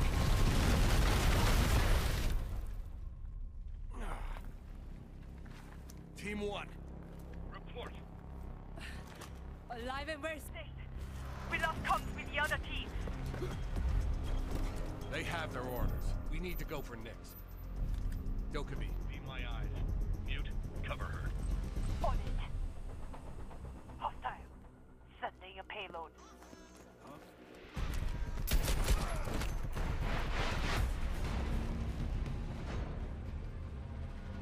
You're cornered, Nyx. Surrender. I see one old man. One old man about to die. I see your runner 7. 3 rows down. Hack my phone. Huh? What if Do it now.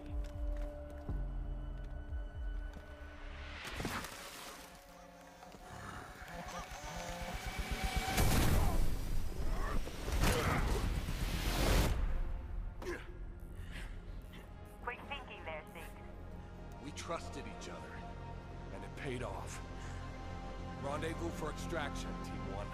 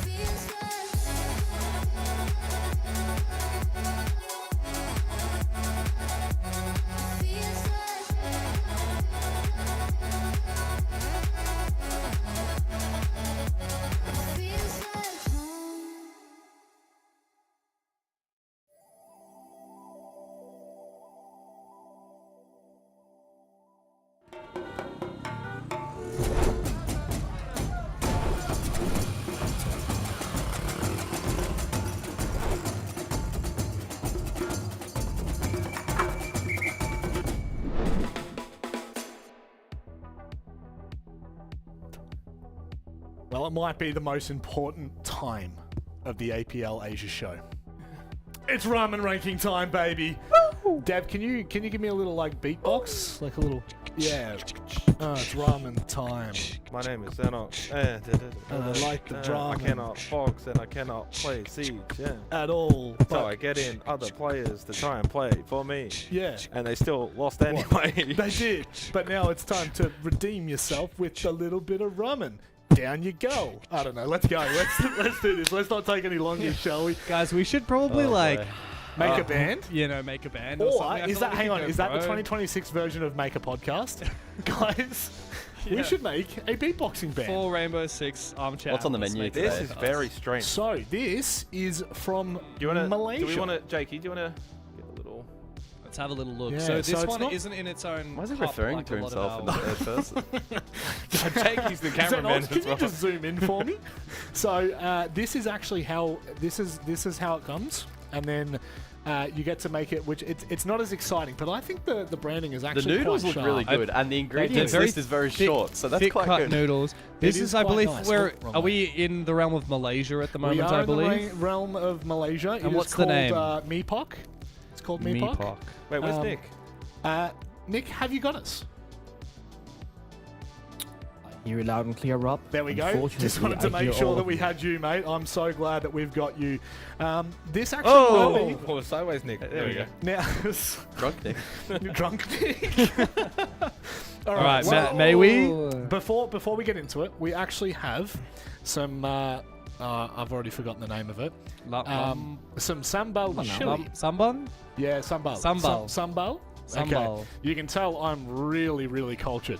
Now, we actually had this on our dinner earlier, and it was... Jake, holy, okay, we're going in. We don't have time to waste. We're eating or not? So wait, can we add the sambal to it? Maybe we'll taste it try first, and then we add the sambal. Because the sambal is extra authentic. Right? But before we do... All right, I'm going to give it a go. Nick, are you ready? Please take it away, my friend. I'm ready as a man can be, okay? Now I'm gonna cheat just like Jake. I have it written down so I can read it from the script. Okay, the daily words of wisdom. I've got that loving feeling, hey. See that girl in the distance? I've got that loving feeling, hey. It's giving song lyrics. I'm not sure why. I'm not sure what this is. Where Chimpton Park trees goes, no, where Shimpitak tree grows without defense, go proud them gently with a stake. A youthful learner, I so hence, be pleased to point out each mistake. With golden plaintiffs sail away, whilst in a chest lies once ripe. The depths of gold we can repay, but depths of kindness last through life. For today's words of wisdom, I was not meant to read the last bit. Namaste. Well done, Nick. Namaste. Can I just say, this is bloody tasty, this one. Can I just say, this is good. awful. Yeah. You don't like it? I feel like I'm eating cardboard. Are there mushrooms in here, Rob? I don't see any mushrooms. Honestly, this one, I think I'd take the mushrooms. I actually think, unironically, the noodles are made of mushrooms. That's why you don't like it. I think this is genuinely cardboard. Ooh, that's a hot take. That is a hot take. Flavor. This is a terrible take but from you, Jake. we'll see if the... Sorry, what is this called? The chili. Have you had the sambal? It's very good. It's very spicy though.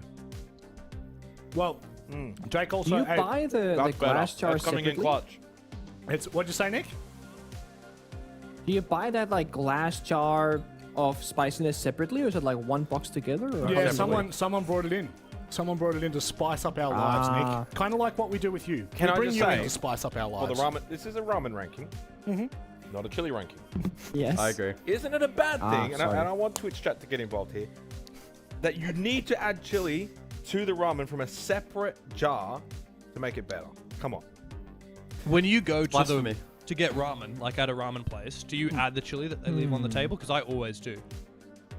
Yeah, are you asking James when he goes? When is I'm asking Jake? When do you think Jake is going to a ramen place? That's a great question. Like- Hey, you went to Japan. You had ramen in Japan. I did. And did you add the chili that was on the side? Remember? Jake's useless, Disappointing. mate. I see where he's coming from. This is not a sambal chili ranking, but I think you can, especially because we're talking about cuisines here. We're in the realm of Malaysia. Yes. I think you can absolutely add the Malaysian condiment on top and give it some credit for that, some points. Speaking of credit, I have a... Nick, you know what time it is, Nick? I was gonna say, like, Jake, when you have cereal, do you not add milk? Is that also unfair? Like, what do you mean you can't add things to make You it better? tell him, Nick. You tell him. Like, I'm just curious I don't what know the if vibe is here. you've just cooked me there, or you are... I think he's got a point. Like, when you have French fries, do you have salt? That's like saying, when you have a burger, do you put the bread on top and the bottom?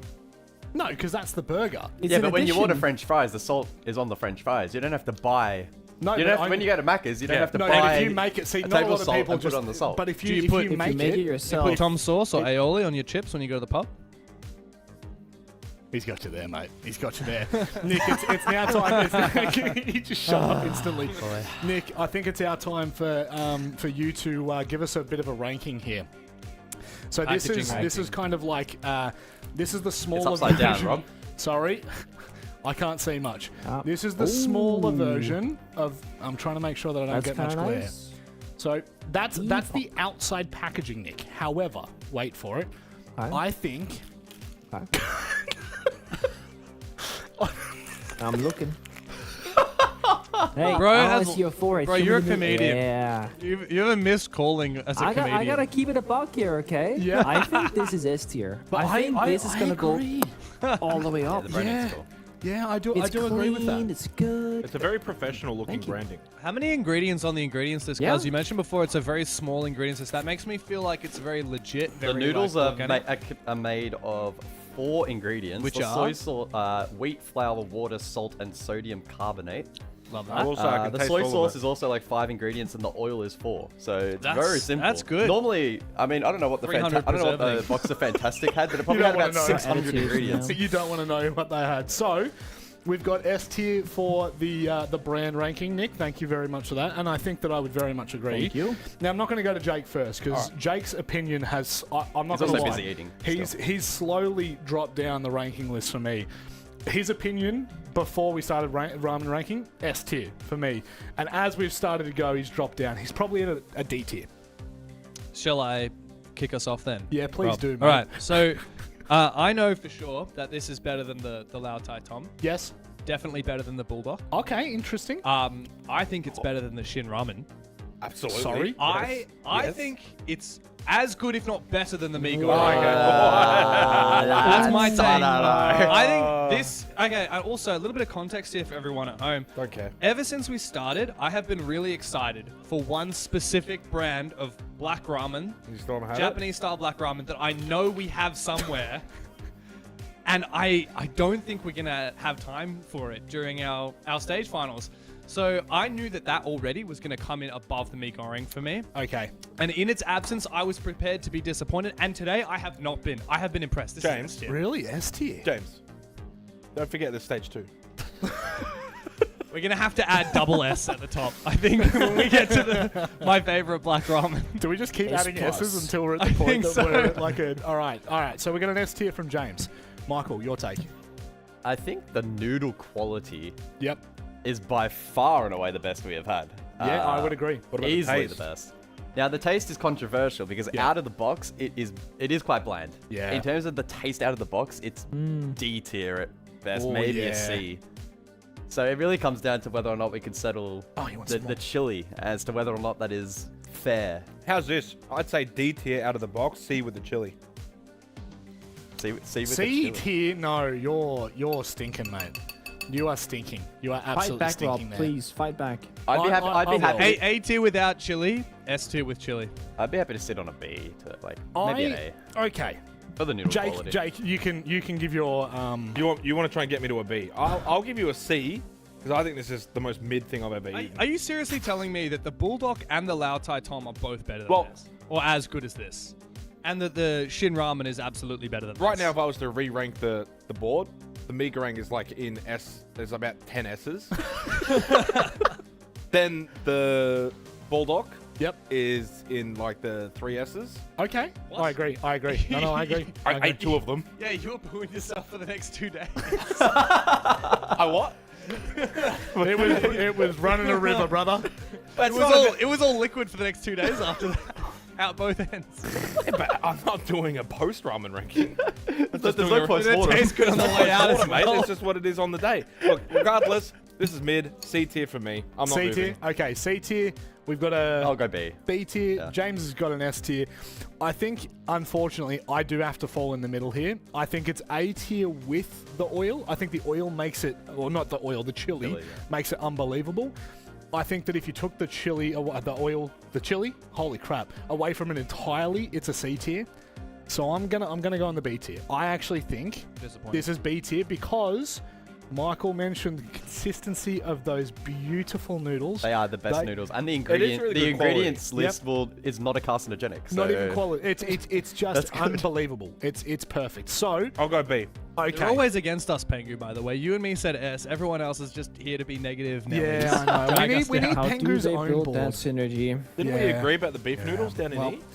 That's the very only thing true. we've agreed on is that... Oh, no, wait. Were you there for the beef noodles? Yeah, I was. The only thing Yeah. we've agreed on is that the Australian ones were the worst. Oh, you missed out on the mushroom one. I did. Yeah, that was awful. Jamesy boy, can I get you to don this in the B tier alongside Bulldog? And then once you are done with that, you may kindly... Oh. What's this? Okay. He's I'm out. absolutely Yoink. cheated us. That is What? disgusting. No, get him off. Get him He's off. a cheater! He's a cheater! Crazy. He's a cheater! Cheater, Nick! pumpkin eater! Nick is a cheater!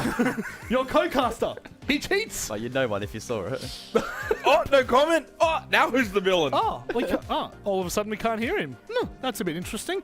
But more interesting than that, what do you think it is? Grand final. No, it's EWC ticket. You're close. Oh, there's just no winning with me. I love this. I love being a host. That's right. EWC is just around the corner as the finals take place in the later stages toward the middle of August. This is your chance. Where's the event, Rob? I don't know if you can read that. Paris Expo Porte de Versailles. I'll clip that and send it across to Leo and see what he thinks. I think Leo would really love me to say it. Can I eat this on broadcast? Don't think so. Don't think so. Without the wrapping. Don't think you need that quickly one. unwrap it. If you quickly unwrap it, but as you unwrap it, I'll wrap this. R6S15 for 15% off your order at checkout. That's right. Or Manic 10. You could also use that one. It will not work. I'm Why telling would you you right do now. Manic 10 for 10% off when you can use R6S15 for 15% off? Because 15% is weak. Is that 'cause you get 10% is gangster. You get a kickback? You get a really solid handshake. But, of course, we know where it's at, but how do the players get there? That's the bigger question.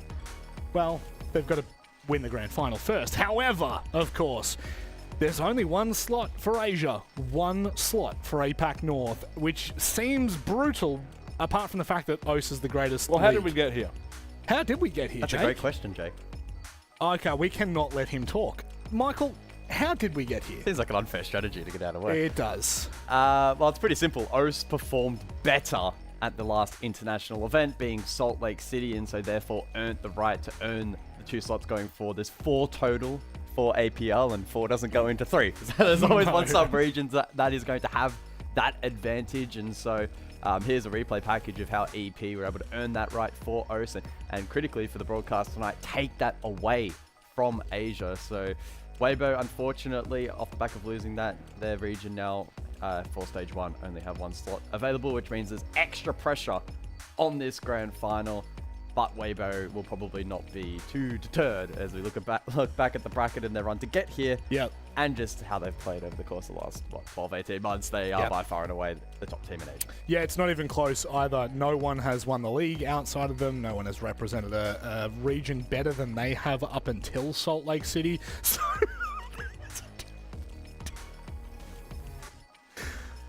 So on that note, I do tend to agree. That's S tier. That's S tier, is it? Make sure you get your ice cream at You know what? Stage 2 gets a little close to the summertime. It does. Do a little summer bit. An ice cream ranking. That could go. That actually could unironically Post go pretty ramen high. ice cream ranking board. We can get 2 boards. A ramen Stage 2 boards. Unfortunately, we double you would have everything. to do it so much quicker. Everything. We take a bit too long in those ramen ranking.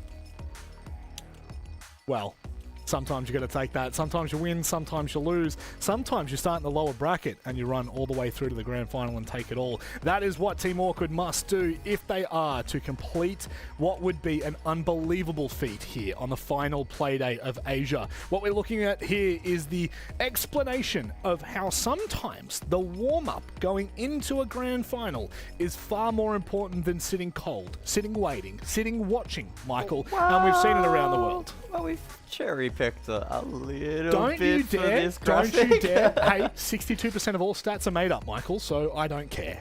Look, it certainly has its place, but as we saw yesterday, sometimes Correct. it does not, with Chiefs failing to... Go with the graphic. Okay. You want to explain it? No, he's got a nice game in his mouth again. The warm-up buff, we've seen it, this graphic, of course, displaying it for APL locally. Yep. But the idea really got cemented from what we've actually seen internationally, where it seems to be even more prevalent. But Yeah. I don't think it's What happened really- last night, though, Michael? Didn't a team come from the lower bracket and win the grand final? Oh, yeah, they did actually. I'm happy to be the punching bag. I'm helping tee this up for you guys. I love it. You've run teed it away, up perfectly. run with it. How about we tee up this matchup? Because this matchup is going to be so important. This grand final right now, yes, Weibo are feeling good, but Team Awkward, are they feeling better? Are they going to be able to do the unthinkable here and beat Weibo in a best of 3, Michael? I mean, it's a tall order. Jake. Yeah, it is going to be a tall order. Orca did play some good team siege, though, earlier tonight. And it wasn't just a case of them being fully reliant on some of their key fraggers, being most notably Peeps and Crit J. There are a couple of occasions where BG men stepped up, particularly in map number 1, pardon me. And then Clubhouse as well. We saw like Colas jump in on the action, and he was actually very aggressive and quite proactive, particularly on defense. Certainly not the role that we're accustomed to him playing. No. So, look, there is depth on this Orchid team. Yep. The problem is, though, the way I've kind of framed it is that over the course of the series earlier today, it was a case of 2 or 3 players stepping up. You can't have any point of weakness against Weibo. All 5 probably need to put in the best effort that we've seen over the course of this team's history if they are to get a result tonight. I think my favourite part about the interview with Lycolis was when we asked him point blank what he thought of the last 3 rounds, and he said, yeah, it's risky. It's 50-50. So in other terms, you either win it or you lose it, Rob. Sometimes it may be good. Sometimes it may be shit, unfortunately. And right now, going into this matchup, they are good. They are looking all guns a-blazing. However, by God, talking about looking good. That's Weibo's music. Looking all guns blazing, Jason Oxford Diddy. This roster should take it by storm. What we need to make sure we do is don't get sucked into the fairy tale, right? It's very easy. Orchid have surprised us. They were able to beat Daystar. Don't think many expected it. Kudos. But these are the champions. They're the dragon. Why we had that dragon graphic. Sorry, mate. I'm sorry. No, that's my bad. I should have held it together. I needed to be more professional. It's why we had the dragon graphic. It is. They are the dragon. They are. And sometimes you've got to be the dragon. So true, Jake. I and tell they're you going what, to be the dragon. Your You know the question I have for this matchup, right, is we saw Jake pop the ice cream 5 minutes ago? Yep. What's going to take longer, this game or that ice cream devourment? Because he got that down. I devoured that ice cream. Well, to be fair, if you're looking at a team that's going to devour an entire region, it is absolutely the dragon. Perfect segue. It is. It is. But it genuinely is. Oh, God, this is I not wish going people to could have seen that. I know. It's more the look. But if there is a... look, if Weibo are the dragon, then what does that make Hoven? I mean, he is on another level. He is a beast among men. The Dragon Rider. He is the Dragon Rider. That's a fantastic way of putting it. He rides turd. Well, you can't say that. The highest rated player coming into kickoff. Oh my God. He is unbelievable. Michael, please bring some composure to this segment right now. What makes him so good? Was that a rhetorical question? No, genuine question. What makes him so good? I think, to be fair, I think he probably has benefited a little bit in terms of the roster change, right? They've clearly undergone some change under the surface, and he, I think, has been given more of a responsibility to, be impactful in a lot of these moments. We're seeing him play a lot of really critical positions, and that's been enabling him to be in the right spots at the right time. And then it's a matter of conversion, and clearly his numbers show oh my that God, is is that super his impactful. actual cost?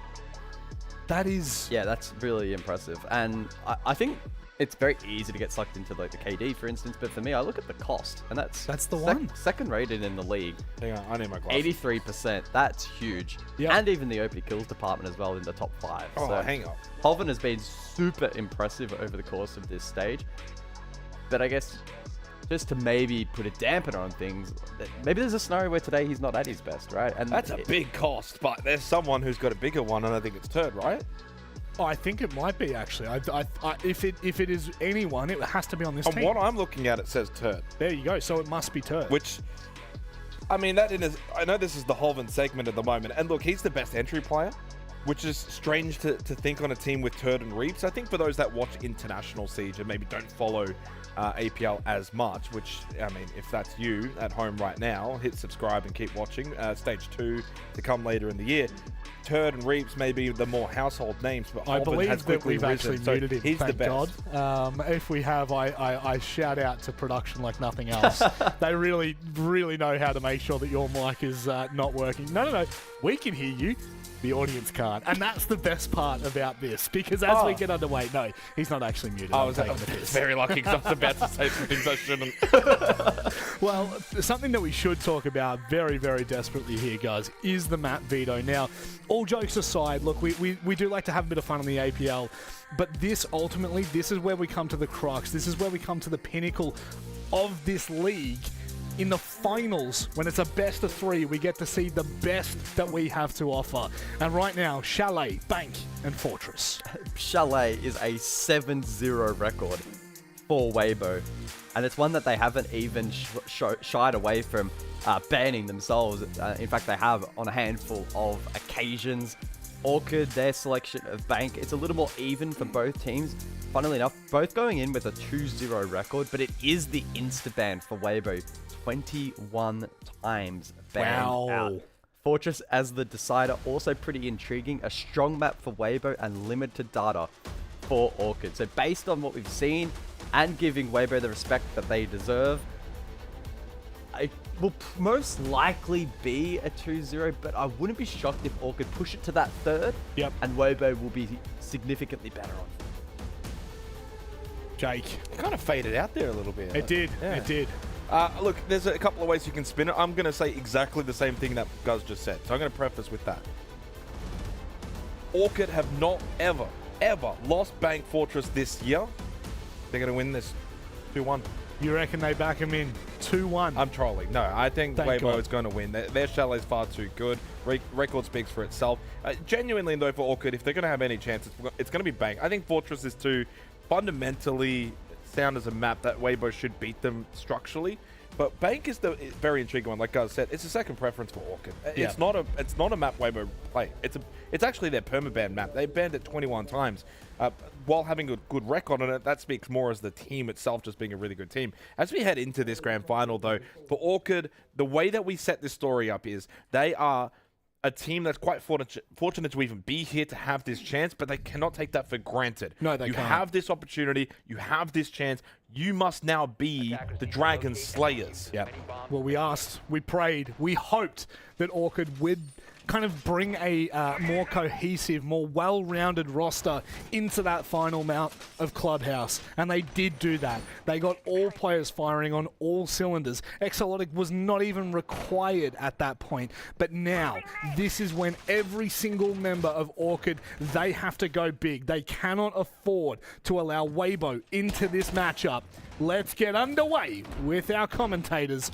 I know you're going to be surprised by this. Steph, Mana, and Pengu. No way. Thank you. Full government naming me for once, Robert That's Manic us. Monday. That is us. And look, Pengu, it's the grand final that we certainly didn't expect. Orchid with a big upset over Daystar, making it through to the grand final. But, of course, that just gives them the opportunity to take a shot at the Dragon. Weibo have been the champions of Asia for at least 2 years straight, ever since this team first formed under this organization.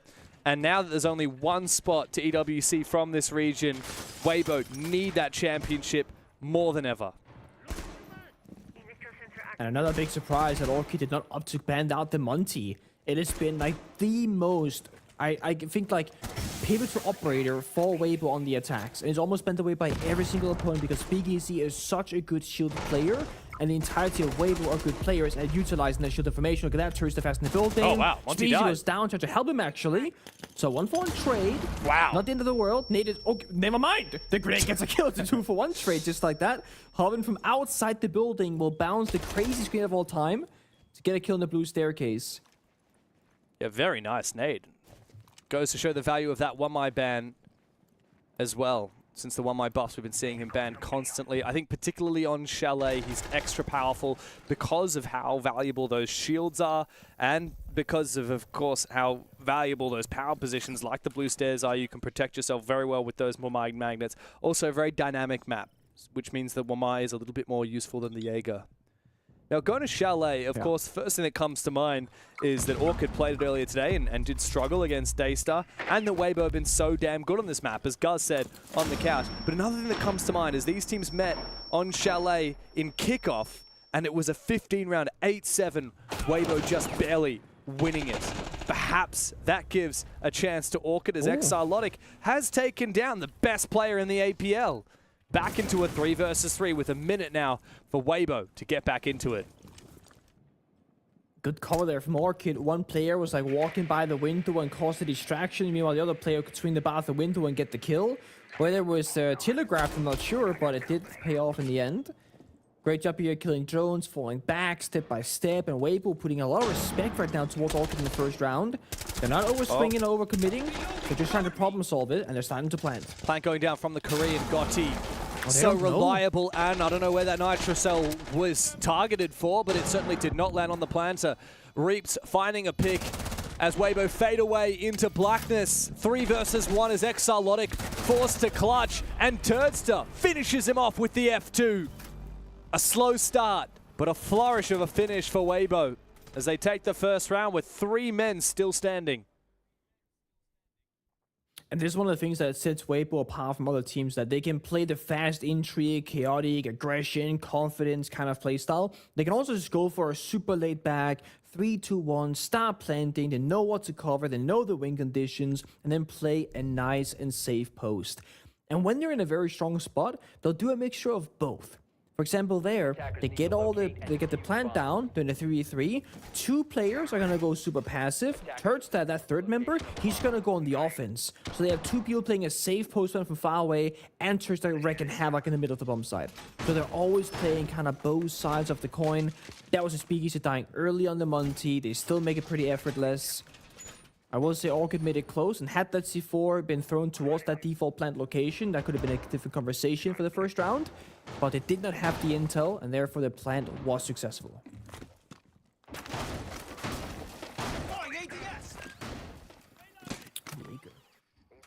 Got to do it when the Wamai's banned, right? Bandit and Jaeger. Oh, what Yeah. is this year 1? Where are the ACOGs? Bring them back. Like old school. Oh man. I mean, I assume they bring the Bandit for the single wall towards bar stock from basement, and maybe for one of the library walls upstairs. Why not Kaid? What's the value? And the Bandit. What's the value of I a mean, Bandit I was going to over say a Kaid with the Kaid? TCSG ACOG would be pretty good. Yeah, I don't know either. Perhaps just a comfort I'm not pick. entirely certain. I mean, you can cover 4 separate walls with Bandit in different areas, whereas Kaid gotta be clumped together. Could be that difference, maybe. This could be a gap, James. Look at that. So watch the cam. Bulletproof cam spotted Turdster, however. Look, I gotta say, Weibo already showing that they've got a very good fast entry lurker on Turd with the Solid Snake, and they've got Speakeasy on the Monsi, which is very early on in this game, giving Orchid a few things to think about. What to ban? Critche somehow sneaks behind Turd, looks to try and take the fight with Speakeasy, but Hoven quickly pre-fires him. Well played, and we do trade back. Not the worst situation for Orchid. They got rid of that Solid Snake, and Turdster, the top fragger so far, 3k in the first round. Losing Critche, a bit frustrating that the Fenrir can't change which of his Dread Mines are active, but still not the end of the world. Gotti outside, bit of damage onto Peeps after he took down Lycolis. Looking for a repeat though. However, all Exalotic gets is the drone. Whoa, okay. Forest. Speakeasy. Unafraid to take the gunfight. And BG Man is now left all alone. Hoven shuts him out of it. My God, the DMRs are so deadly. It's a simple equation for Weibo. You march the Monty into the building and you sit outside with your DMRs and pick up the freebies as they come. And the desk spoke about why it is that Hoven has been such a good player this stage, and Gus made a point about, you know, the role swaps of Gotti joining instead of Ape, and he's been given more resources and more space to play in those pivotal moments, and it's true. And I think this right here shows it. Gotti is literally a sentry turret on the main door with a sole job of cutting the map in half, holding the dining hallway. He is saying, if anyone's in dining fighting you guys, I got their run back towards the bomb site, and if anyone wants to go from the bomb site to go for a backstab, I got that too. Hoven can focus on what's directly in front of him, especially because he replaced Turdster's position as being the +1 after the Monty. So it just means there's more firepower in the roster now, because Gotti is always going to bring a really stable foundation and doing a really boring but super required job in every single round. And when you and we were talking, you know, while the desk was still yapping about the game, we're thinking, should they ban like the Monty and the Lion maybe on the attacking side here, because Gotti, or to be honest, just Weibo in general, they will play the Lion as much as they would like. They love the gadget, they love the DMR, and it's a global gadget utility. And you got nades. Same story for the Monty. And you got frag grenades too, yeah. And the Monty's a no-brainer. Every time it's left open, it has like an 80+% pick rate for Speakeasy. Then teams will realize, oh snap, we should have banned it. That'll be the third operator ban. Then he can play something else. So it does feel like to me a little bit like the Dokkaebi ban in particular was quite a weak one here from Orchid, especially with the most recent changes. It hasn't seen a super high pick rate. And we also know that if you ban the Deimos, they're just going to start playing the Solid Snake. Yeah. So you are going to give Weibo a ton of different power-ups, and that's not even talking about the Cavatar or anything else. That's the thing, Weibo just so good at so many different types of siege, and yet they're not really forced to delve that deep into the strat book because they can just keep hammering away with the same setup. That Monty and all those DMRs. Not to mention Turdster on the Solid Snake. between him and Speakeasy. That's plenty of info for Weibo. And time to just set up the fundamentals. Hoven can get to work breaching the main wall. Mission accomplished, a breach on dining and a breach upstairs on office. Now they just need to identify how many players are on the top floor and whether they need to start flushing a few out before they go for a plant. Ooh, Critche starts things off. And they go, a bit of a trade there. Nice. Beautiful. Yeah, look, Weber happy to restabilize, even though it does cost Hoven's life. Going for the peak, though. Risky from Speakeasy. It costs him his life, but they do manage to get the kill. Problem is, losing that Monty really threatens their ability to plant in the late round. Yeah. But look, every single time Speakeasy got into a questionable position, they were there with an answer, right? He gets melee, Turstek gets the kill. Goes on ADS, he dies, Turstek gets a kill again. So it's very well communicated. Now they know our player is stuck on Solar stairs because Gotti saw him through the drone hole. That's going to get himself one member, only leaving 2 question marks. Maybe they're not ready for it. Exlot swings out and takes down Turdstat. Should have been aware of it. Reaps has a grenade in pocket, but somehow Beachy Man gets aggressive on Gotti outside. Very unusual that Gotti will go down, playing one of those passive positions. Now it just comes down to one of the greatest players that APAC has ever seen. Reaps, the Chinese demon, now with a DMR in hand, looks to try and take down the OG duo of Lycolis and BG Man. Slow but steady, checking each angle, pre-fire with the DMR, but look at that from BG! Big swing. Utter disrespect, goes for the swing in the 1v1. Here's those pre-fires, and he doesn't care about it. Great reprisal from Orchid, they find their first round. All right, now we ban the Monty, surely, or the Solid Snake, depending on what you think is the biggest problem. Man. Get rid of Monty, I agree with you, but what's the response here? What would Weibo ban? They'll just play Blackbeard if you ban Monty, to be honest. Honestly, I don't know what you ban. That's harder. Probably ban Mute. You could ban Fenrir. You ban Melusi. Mirasami. Solus. Solus. Okay. Bit of a curveball for that one, but if they expect the Monty ban, where they can't just like, you know, go in anywhere and just keep moving forward, now you ban the Solus and they want to know exactly where the drones are, the possible air jabs, claymores, etc. It can actually make the defenders rather a bit more passive in the server and go for less opportunity plays. So it could be a read into that. Not entirely certain, but you're right. If you ban the Monty, there's going to be a Blitz, a Fuse, and a Blackbeard free for the picking instead. But it will change how aggressive Speakeasy can be when it comes to just walking the faces of Orchid. Because if you get meleeed as any other shield, you'll likely die immediately after. So yeah, should slow down the pacing a little bit. You're also going to be worried about feet shots a lot more. Yeah. Which does mean that getting rid of tick damage is important, which is why I would have thought maybe you get rid of something like the Thorn. But no, the Thorn is going to be picked here for the first time by Peeps, and I think it's the right play.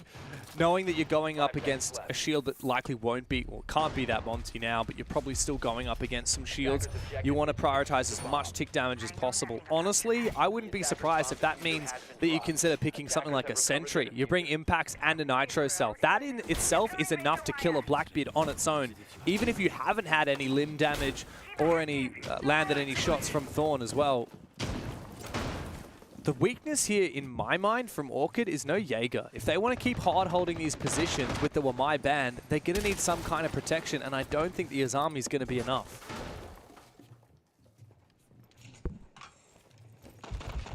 Oh, eyes on the opening kill right now. Also important here in Chalet. Peeps might be stuck in a corner. If he's lucky he'll get away, and he will. But you hear that rappel sound, you know they're going to be upside down. Just watch him. Not sure what Tursta is trying to cook up here.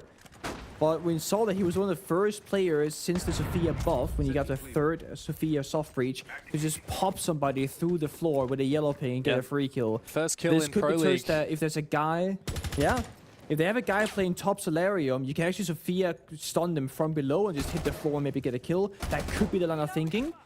But there's no one there just yet. And also no one's inside just yet for Weibo, but here they might just go in. Problem is Speakeasy will walk into a 9-degree crossfire.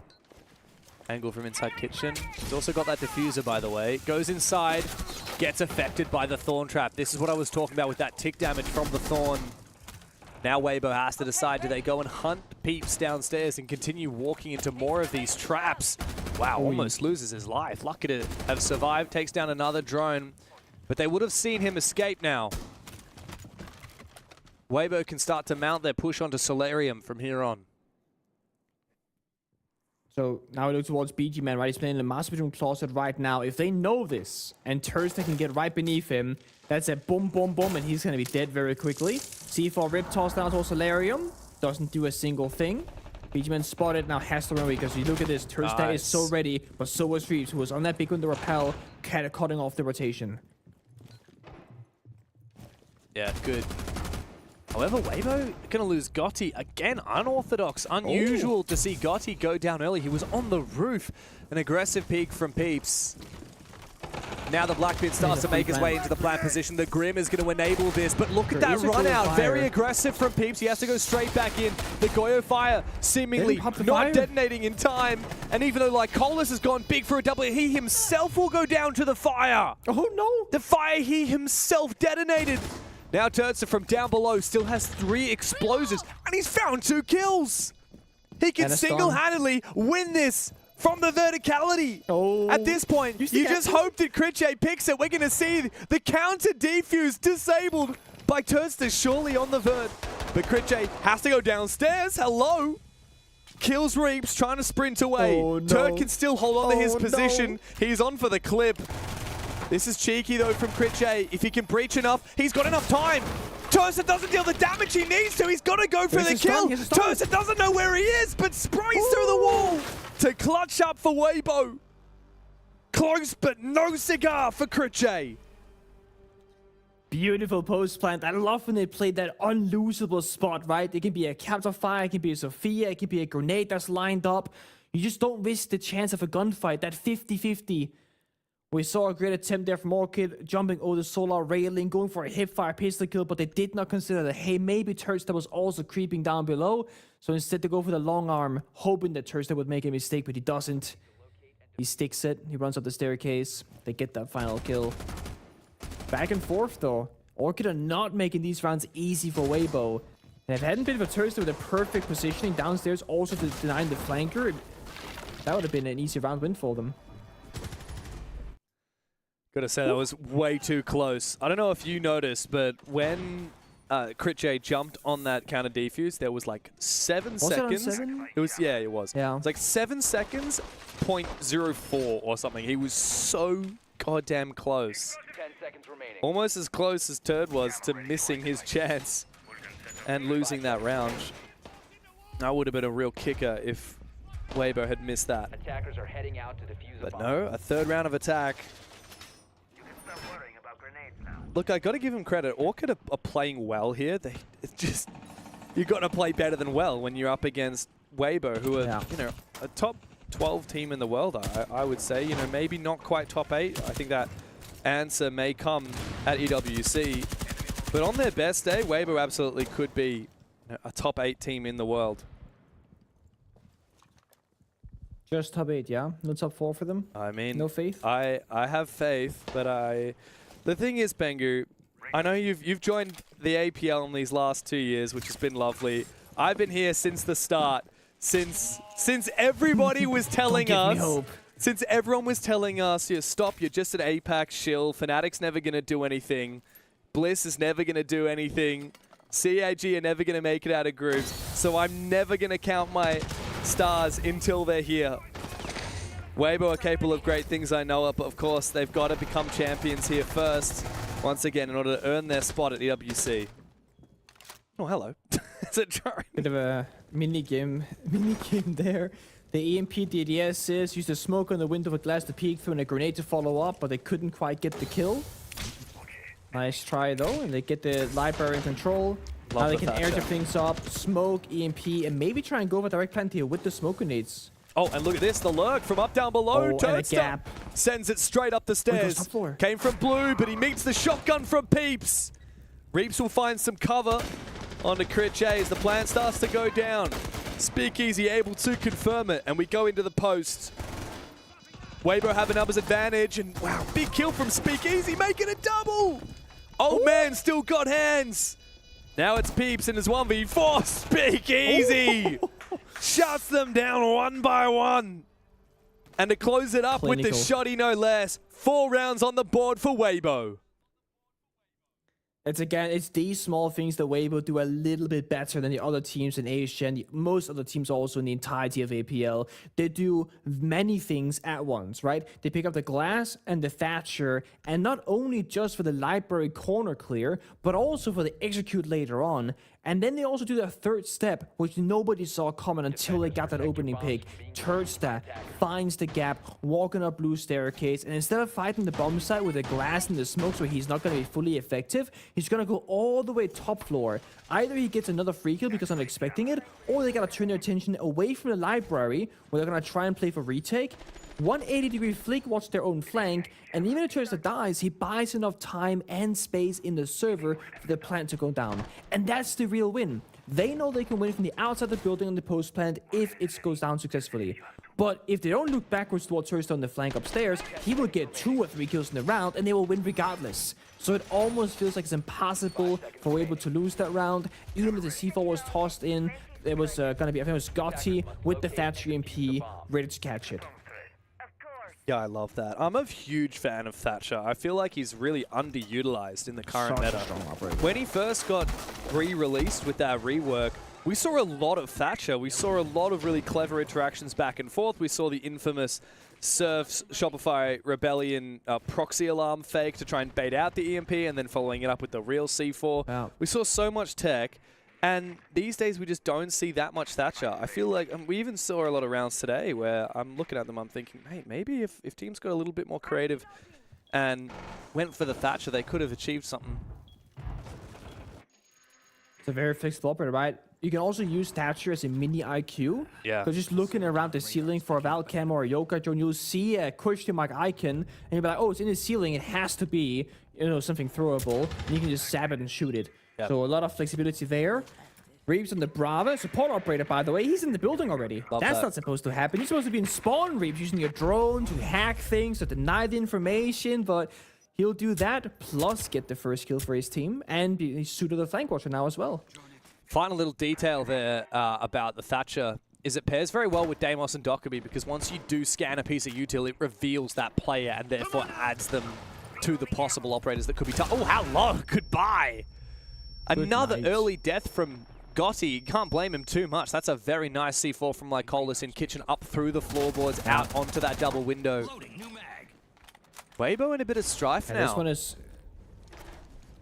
The step was okay for Gotti, but it's about the previous 2, right? Making it 3 in a row. He's supposed to be the one that doesn't die ever. Not dies every single round first. Jump out very aggressive. There's the injury and confirms a 10-kill player of Tursta. And Reeves is injured earlier. Holly just tanked a bunch of Goyo Fire. Where is he? He's in office, so he must be just taking ground upstairs. That means Weibo get map control, but they've lost a lot of bodies in the process. Last round of the half. If Weibo go up 5-1, there's no way Orchid can come back. But if Orchid find a second one here, I would commend them. Their valiance as they continue fighting, even when Weibo looking good. I love that from Hoven and Speakeasy together. They timed it well so that already was Speakeasy keen to peek the angle as Hoven Breach should open, guaranteeing that they would win that fight. Worried about the Goyo fire. There's only 33 seconds. That Goyo will burn for 20 seconds after Lycolis detonates it. Surely no one is coming down the bottom of Trophy Stairs now. No, not happening. That means that Orchid, while they have 3 guns available, only have to worry about West Main, the basement staircase, and the side window. But Reeves finds another one out of nowhere. Critchay, though, trying to find his duel, but Reeves confirms the second one. Speakeasy baiting just in time. And Peeps will fall as well, trading himself, but it ain't enough. 5 rounds and a half for Weibo. I mean, on that, it's just, this is the kind of level of dominance that you expect from a team like Weibo. And I contextualize it going in, we expected this to happen. I know, crazy. Guz has dropped all his hair, he's put on a bit of KG. And a deeper voice, a lot more handsome, far more successful in pretty much every aspect of his life. But I think that this is what we expected. This was what we were trying to give the viewers the context for. This is the kind of Weibo that comes out in grand finals. 10 from Turd, 8 from Reeps. So we've been talking all day about Crit J and Peeps. That dynamic duo for Orchid and what they did in the lower final, absolutely tremendous. And you know, it's interesting actually, those two have been even pretty decent in that first half. 5 kills for Peeps, 4 kills for Crit J. Clearly they've been putting in a decent showing. There's just levels to this. And for Reaps and for Turd, they're just a level above. And the man that we actually even highlighted of it in that pre-match, the number 1 red player coming into this, 4-3, having a good game, 112 EPS versus Turd at one point was like 201, now he's 187. Clearly for Weibo, there's a gap. And look, I still don't think the gap is like absolutely massive in the sense that Orchid have 0 chance. Orchid just have to play literally the best game they've ever played if they're going to beat Weibo. Weibo can roll in like it's another Sunday. Orchid cannot do that. I think when you actually look at like a lot of the fundamentals here, allowing far too many plants. So 3 in the first half. Got it twice from Speakeasy. Multi-kills, 4-0. That's so one-sided. The one and only clutch we had, Turd gets it. Opening kills, 4-2. So while some of the rounds were fundamentally close, 2 alive, 1 alive, 2 alive and a 3 alive, the general feeling has always been throughout those 6 rounds that clearly Weibo are just the better team. Look, this is what the conversation kind of has been in OS, right? About individual players being incredible at what they do. But when you mix that with what Weibo have, like I think that Weibo is probably... No, not probably. I still stick to this. Weibo are the most well-rounded team that we have in the APL in its entirety through all 3 regions, and you're seeing it on display right now. Not only can their individuals pop off when they need to, but they also have the team play to back that up, and that is why for this kind of matchup, we were saying that if you are not on your best, you're just not going to be good enough. Yeah, and also speaking to those opening kills, the 2 that Weibo didn't get, funnily enough, they actually traded. And interesting, we don't see the quote-unquote trade all that often written down the way that it's mathematically calculated for our record keeping. I don't agree with the way that it's done. I think there's so many more times where I feel like I've seen a trade, but it doesn't count it. But to see here, it is very much being a trade. So they've been pretty much all over this. 5-1 lead, absolutely well and truly set up here on Chalet. But going back to what we spoke about in the pre-match, Chalet was not the map that we expected Orchid to be as ultra competitive. We thought that was going to be obviously Bank. Bank still will be there. They will get that chance. And if they can win Bank, Fortress, who knows? So clearly for Orchid, all they've got to do in this half is see what they can get away with on the attack, that maybe they can actually take to Bank. So try and poke and prod, find some information. You're not going to win this map, but maybe you can get some detail out of the way that Weibo want to defend. That might translate to the next map. Look, where I said in the last match that Orchid, what they have to do is break Daystar's momentum. I thought you were going to say make rotate holes. More rotate holes and we'll be okay. The problem is for Orchid right now is the win conditions are just rapidly diminishing. Win conditions. Yeah, well, I mean, there's just how many win conditions do we really have for Orchid right now? There are so few and far between that if it's not coming down to what are they? Perfect plays, well, this is the problem. Perfect plays or individual performances, you're just not going to beat Weibo in their game. Unfortunately, it's just the way it works, Jake, Xenox, and Diddy. And welcome back, James Dev, Marta Stewart, and Nick Pengu Maritson. Thank you very much. I was waiting for the last thing to be said. I made eye contact with him. He forgot. I think he forgot your last name, mate. I'm sorry to say. I think he forgot you. He don't know you like that, bro. Nah, I'm Mordekaiser to him. I'm still not sure where that's from, because to me that's a League of Legends character, but either way. I thought it was Mortal Kombat. I don't know. I'm Mordekaiser. These goes down. So apparently, Orchid individual performances, they try it. They get one traded back. Peeps was instrumental in the previous game, finding those kinds of kills, but it does go traded. Again, taking on Speakeasy, that's the old man that got hands. Taking on Turdstat, the young gunner, that's the real difficulty. And if it's not Turdstat clutching up, it's going to be Reaps. If not Reaps, it's going to be Hobbin. And then Gotti's just kind of vibing the server, right? He plays the passive utility on the attack, plays it now here in defense. He's got the mirror window, sitting by the bomb site, checking the cameras. He is not seeing any enemies, James. Because Reaps finds another, making it a 4 versus 3 in favor of Weibo. And like Collis does have the Monty right now, but you don't really want to have the Monty if you don't have enough guns to support him behind him. Oh man, and Reaps is dealing so much damage. Quad kill.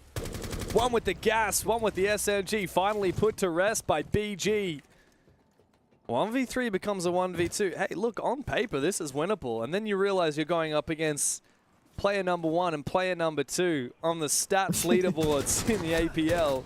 And you think, hang on a second, maybe it's not so doable after all. Turtzer and Hoven, though, quite separated.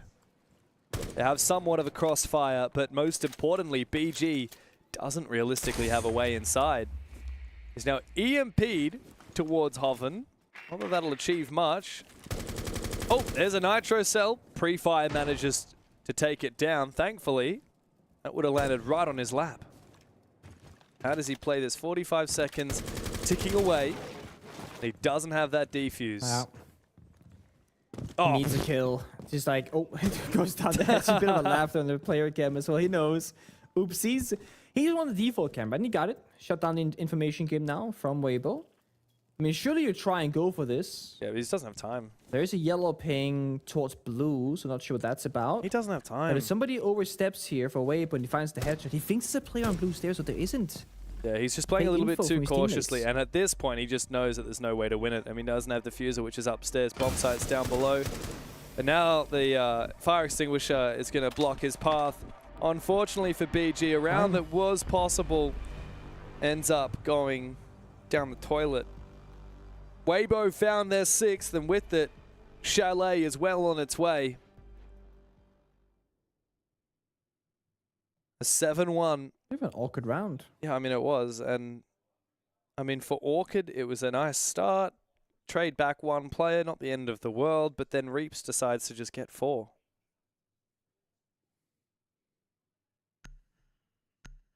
Just sitting here thinking, like, what is the win condition in Asia against Weibo? I do believe if Weibo are playing at 100%, which, to be fair, they've been damn good this stage. I don't think there's been many moments where they've been slacking.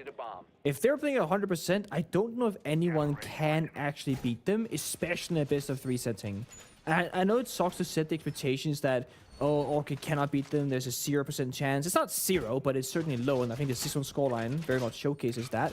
But across the board, if we played the entire competitive year of 2026 just in Asia, unless Weibo have a bad day, I don't think they lose. They just have so much more to offer than other teams. It's true, but look, let's not forget that in the upper bracket final, Daystar took a map off of them. That was a very competitive series. Weibo didn't just wipe the floor with Daystar like they are right now with Orchid. I think the big thing is if you are to take the fight to Weibo, you have to be at the top of your game. You have, pardon me, to be making no mistakes. You have to make the perfect map selection, operator bans. Everyone has to be landing their shots. You got to have the read. Yeah. Like That's a lot of you can't afford to, games. Can't afford to be faltering on any of those steps. And look, but that's the thing, right? Like, sure, Daystar, very experienced roster, whatnot. You know, despite the one roster change and whatever else, they might be able to do it on a good day.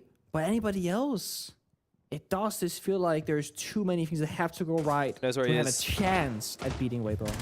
And they gotta jump behind them. As if Turtzer gets the damage as well.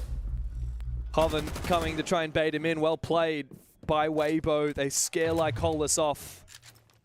Lycolis thought he had a free kill thanks to Exarlotic. BG, though, actually manages to catch Hoven. Thankfully, he is quick to rotate into position to try and prevent that second player from Weibo from getting back to safety. Nice shot on the Speakeasy as well here for Peeps. 2-player advantage for Orchid. The best chance they've had so far. Second round could be on the cards. A lot of map control as well, right? They're in basement, they're upstairs, they're in the hallways. They're just keeping Weibo guessing as to what the push is actually gonna be. And they've done a great job of taking down all the default cams on their track as well. Come on, Gotsy, come on. Come on. Oh, yikers. I think the nade took and that grenade might have killed it for him. All right, here we go, Reeves. His position revealed thanks to the concussion. But immediately, Kuche is taken down. And 3v5 becomes a 3v3 for Weibo. How is it that Weibo are allowed to have so much map control despite being 2 players down? has the bomb site. He doesn't have defuse though. They've changed. The defenders are attacking and the attackers are defending right now. You have 2 players above the bomb site though, which means that there is almost nowhere safe to plant here for Weibo. And keep in mind, BG Man is still in the basement. Turtzer can get info on where that plant is going down, and Peeps loses his fight to Reaps up above the hatch. Weibo now in that 3v2. They brought it back 3 kills in a row after that rough start. BG finally in the bomb site with the defuse, but he doesn't have a safe place to plant. Lycolis is already low HP as well and doesn't have any more air jabs to protect them. Oh, he fakes it. He drops the defuse and hopes that baits Turd. Doesn't do a good enough job though, and still Turdster finds the angle and the double. My God, nobody can slay this dragon.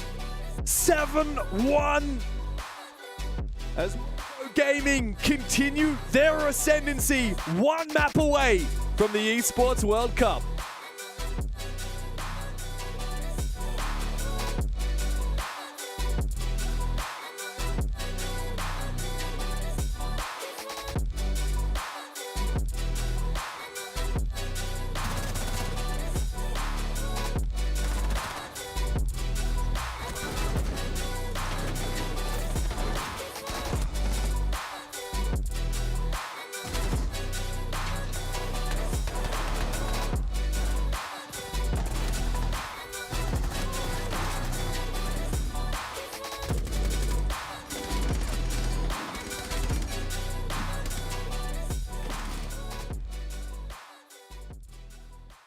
ก็รู้สึกดีว่าที่คนไทยนั้นได้มีการไปแข่งต่างประเทศบ้างทำให้รู้สึกว่าให้กับประเทศให้มีการผลักดันของประเทศไทยให้มากขึ้นในการแข่งขัน e-sport ก็อยากให้มีการผลักดันพวกผมเพราะว่าพวกผมก็ทำเต็มที่มีทำชื่อเสียงกับประเทศก็จากการที่ไปแข่ง1-1ที่ญี่ปุ่นแล้วก็ปารีสผมรู้สึกว่าบทเรียนที่ผมได้รับคือผมต้องเต็มที่กับมันแล้วก็อย่าโลกอย่าตื่นเต้นอย่าทำนอกแผนเล่นให้เหมือนซ้อมถ้าคุณเมื่อไหร่ก็ตามที่เล่นไม่เหมือนซ้อมนั้นคุณก็จะพ่ายแพ้เหมือนที่ผมพ่ายแพ้ที่ปารีสก็แน่นอนว่าสิ่งที่พวกคุณจะได้เห็นผมเล่นก็คือช็อตกันอย่างแน่นอนลูกซองผมก็จะคงเล่นเหมือนเดิมมีตัวละครที่มีปืนแรกเป็นลูกซองและปืนที่2เป็น SMG ที่ดีทีมที่ผมอยากเจอที่สุดก็คือทีมน้องกิจเจทีมเพราะว่าเมื่อก่อนนั้นน้องเคยอยู่ทีมนี้มาก่อน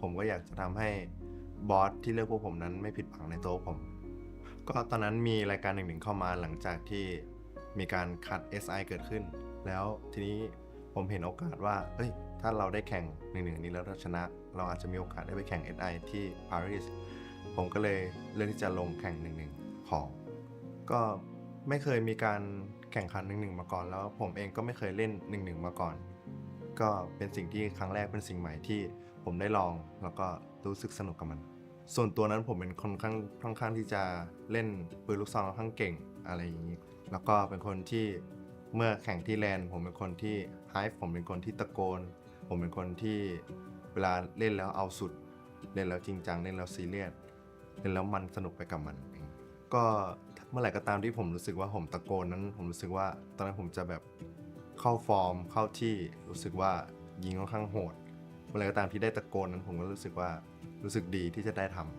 ำก็ตอนที่ผมคัดไปญี่ปุ่นนะครับผมไม่รู้มาก่อนเลยว่าคนที่ได้ที่1นั้นจะได้ไปที่ญี่ปุ่นผมก็เล่นชิวๆผมคิดว่าแค่ท็อป4ก็อาจจะได้ไปต่อแล้วอะไรอย่างนี้นึกว่าจะมีการแข่งขันเกิดขึ้นแล้วตอนนั้นผมก็เล่นไปเรื่อยๆแล้วได้ที่1ผมก็ไม่รู้ว่าเอ้าได้ไปญี่ปุ่นแล้วหรออะไรอย่างนี้พอได้ไปญี่ปุ่นผมก็รู้สึกตกใจแล้วก็เอ้าได้ไปแล้วก็รู้สึกดีมากที่จะได้แข่งที่ญี่ปุ่นที่ APL ครับเพราะว่าไม่เคยแข่งที่ต่างประเทศมาก่อนเลยแล้วก็พอได้ไปแข่งแล้วก็มีคนมาดูอะไรอย่างนี้ผมก็ชอบที่จะแข่งแบบนั้นแล้วก็รู้สึกไม่กดดันที่จะแข่งแบบมีคนชมก็รู้สึกดีมากที่มีพี่ๆโซฮาร์ดมาดูแล้วก็เชียร์ผมตอนแข่ง1-1ถึงแม้ว่าแรกผมจะแพ้แล้วผมต้องไปแข่งใหม่อะไรอย่างนี้ก็รู้สึกดีที่มีพี่ๆคอยเชียร์อยู่ที่ตรงหน้าสแตนก็เมื่อตอนที่ผมได้ไปแข่งปารีสผมก็โทรหาพ่อโทรหาแม่ก่อนเลยว่าผมได้ไปแข่งปารีสนั้น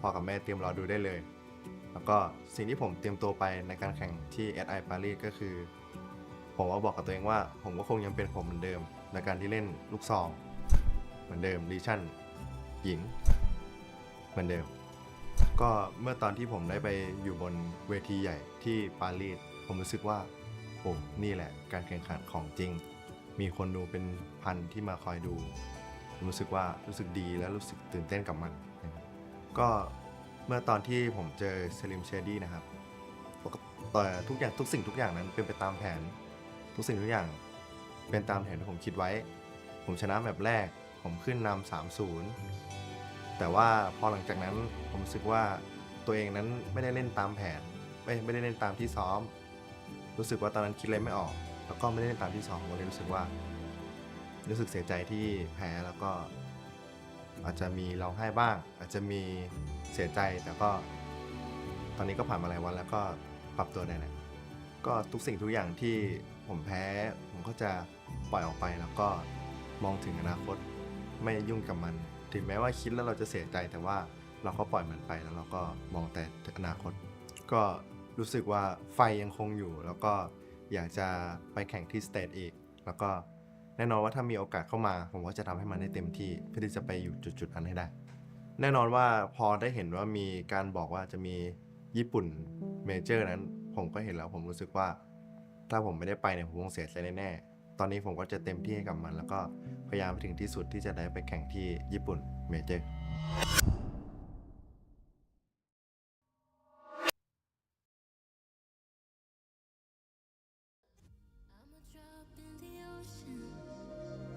Just a face in a crowd waiting to be seen. Big dreams set in motion. I wanna go where no one's ever been. I would climb the highest mountain. I would dive the deepest sea. Just so I could make you feel what I feel. Aiming for the sky. Yeah, I really thought we'd make it. Got my head in the clouds, but I can see the world from up here, from up here, from up here. The world from up here, from up here, from up here. Can see the world from up here.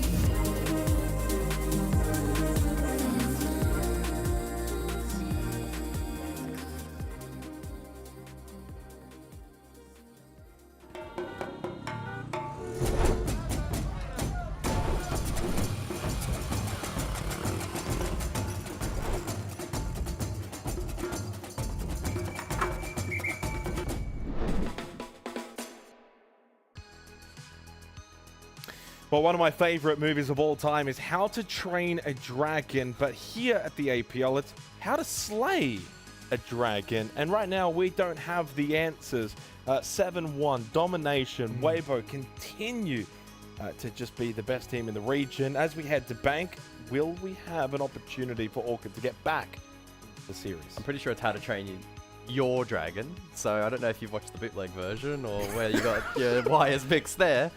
But look, in terms of the map, I don't know. Actually, yeah, I think we need to rope it back from. I think he's gone a bit early to Bank there. As a host, you probably want to start on the map that's just been played. Oh, it wasn't much of a map played though, was it? Robert 7-1. It was not. To Weibo, and they add it to a long list of success that they've been able to garner on this map.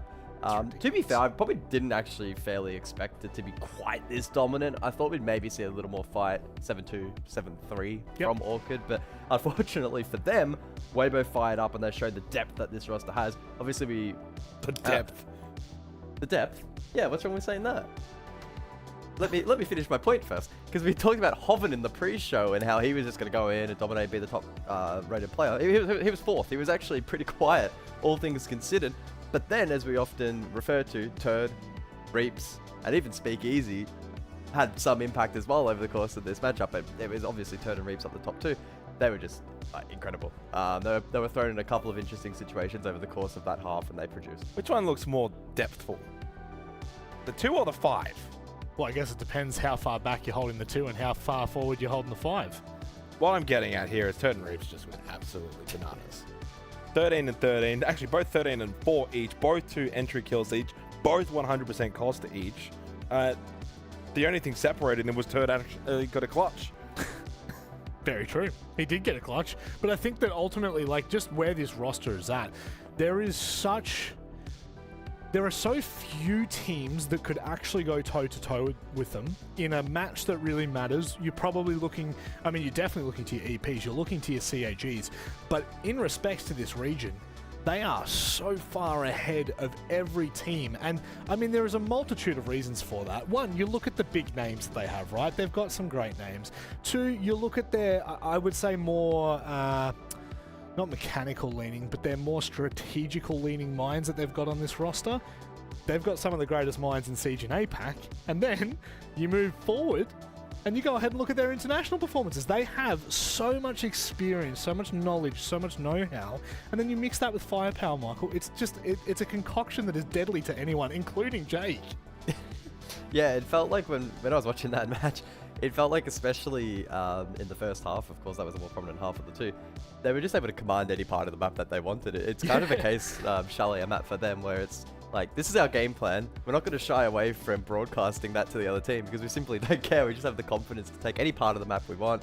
They can split it with the information that they were able to find, and it was just a classic Weibo performance on that opening map. But that's kind of what we expected, so I don't think it really changes the storyline as we established it before. There's an opportunity here for Wait, I'm not done. There's a small opportunity, which I think is what you were getting at. A small opportunity for Orchid to fight their way back, but Weibo in a great spot. I just wanted to shout out Peeps. Peeps was pretty good. Peeps held his own. I think when you factor in the competition, your opponent, it's important to add that as context. So he still had 110 EPS, still went 7 kills, almost went neutral, had 1-0 on the entry, 88% cost. That's actually a pretty high figure. In a 1-7 loss, to have an 88% cost, that's actually quite ridiculous. He's still a young player. He's still, learning. He hasn't got that international experience. And yet in a big game, a grand final game, he stood up on a map like Chalet. Yeah. If Orchid are to get back into this series, again, Peeps is the man. Yeah. But outside of Peeps, I mean, like, being serious here, Jake, like, where does the depth come from? Where can Orchid find their way in? Well, unfortunately, that's all we've got time like for. Hollis and BG Man are going to have to be the ones that are very much going to help out Peeps. We know Crit J is going to be there too. So as we look at the ban, certainly Crit J not having access to things like, what have we got here? The Wamai and the Echo. Yeah, that's not going to help Rob. You want to throw it? I was really hoping production to just cut your mic off. That's a real shame. That's a damn shame. That's a damn shame when it doesn't. Oh, it does. It does go our way. It's going to be our two best casters in the region. It's Nicholas Moritzen and James Devmarter Stewart. Oh, Nicholas, not Nicholas. Come on, mate. You can't even pronounce his name right. He's still yapping. Bro will not stop. But he did end on a decent point though, right? Crit J question mark, right? Peeps somewhat held his own. Crit J, the other star player, if you will, has not really been having a huge amount of success on Chalet. I would like to see Crit J in the action for this one. Thank. Attackers must locate and defuse. Yeah, I would like to see that as well. I think Orchid need it. They need every single player standing up, standing tall, like Hollis had his moments earlier today against Daystar, Peeps as well. Look, BG Man hasn't been half bad. It's Exalotic who's maybe been a bit quieter, but Crit J has the expectation of being one of the greatest players that Thailand's ever seen. Early damage onto Peeps. I don't know where that happened. A fight early on in the round as he is playing an open area, and Weibo set their sights on a map clear. Bank is one of the more attacker-sided maps that we have in the pool. Weibo are such a proficient team on this attacking side.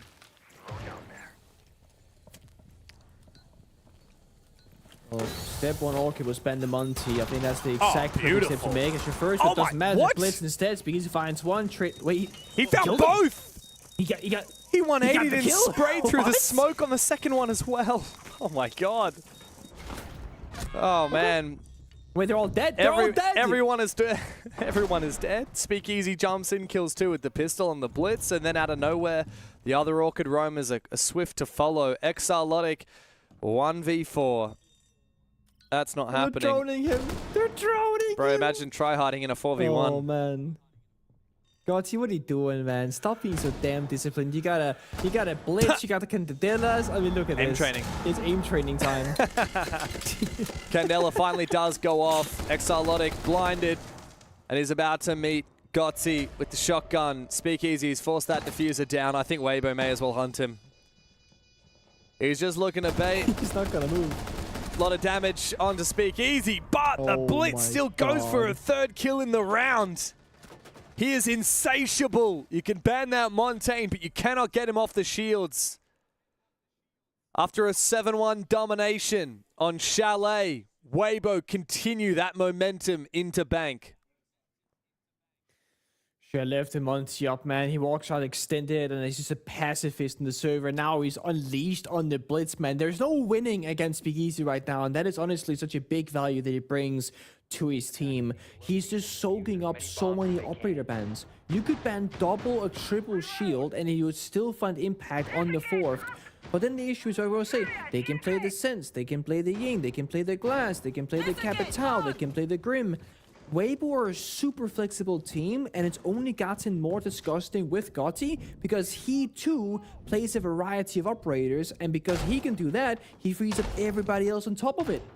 So it just feels like from the operator selection phase already, other teams will just feel that difference in skill level.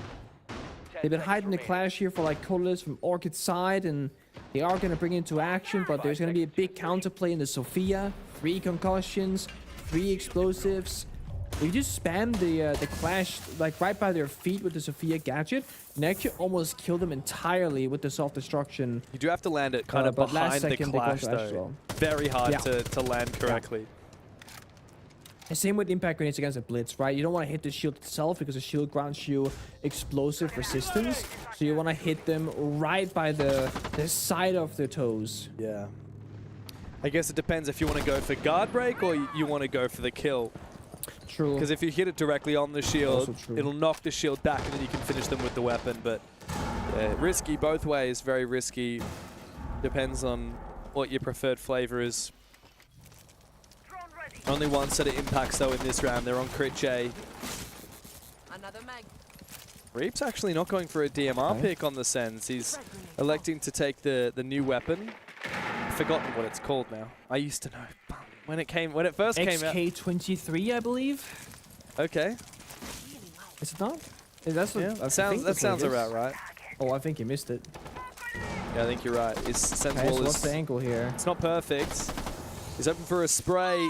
Just misses his chance. Gotti straight up the stairs, but actually misses his chance to take down the clash. Thankfully, Hoven doesn't miss his to get up onto that top floor, and Turd finally stabs Lycolis in the back. Just around the corner, it's XR Logic. He wins his fight. Bring it back for Orchid, but swiftly he will fall. Turds to 3 on the round. It's a bloodbath on the top floor. And Weibo look to finally put a dagger into the heart of Orchid. Crit J into a 1v2. We've said he was quiet. It's his time to get loud. Big kill onto Reaps. Now into the 1v1. Turdster hot and hungry for it. With the defuse in his pocket, R4C in his hands. He knows he's up against the Solars. Planting might not be the best option. How does Turdster decide to play this? Concrete floor. I think it's hard of a Crit J because there's a concrete floor instead of meeting that you can plant on effectively. Or it's just going to go deep. Crit J with that close quarter weapon, SMG-11, is forced into a long engagement. He's trying to bait him out. Crit J can check. He will have seen now that Turdster is planting. He will have also seen that Turdster has faked it. Turdster cannot have the luxury of faking it forever like he would against another operator. Crit J checks again. He can see it. He actually might even be able to find the angle as well. Turdster sprays it and fakes again, but time is now Turd's enemy. Crit J holding his angle as he wins his 1v2. We've been needing him to stand up for Orchid. Finally, he will. Just hold your nerve. Again, I think Crit J had the harder position to play there. You can go downstairs and just purely play that final impact grenade and go for a kill, but if you mess it up, then Turd can just stick it for 7 seconds as you're going back up the staircases, and you can just lose on that point alone. So Crit J chooses to fight, chooses to stick around, and has to just play that bait and switch game, trying to get closer and closer without suffering the death to a pre-fire.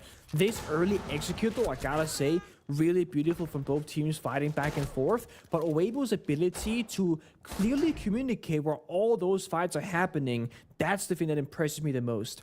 This is a team that speaks in English, but they all come from different nationalities, different primary languages, etc. Yet it's so clear from our point of view. They all understand what angles are clear, what angles aren't, and it's how they're finding so many trades in such a chaotic moment.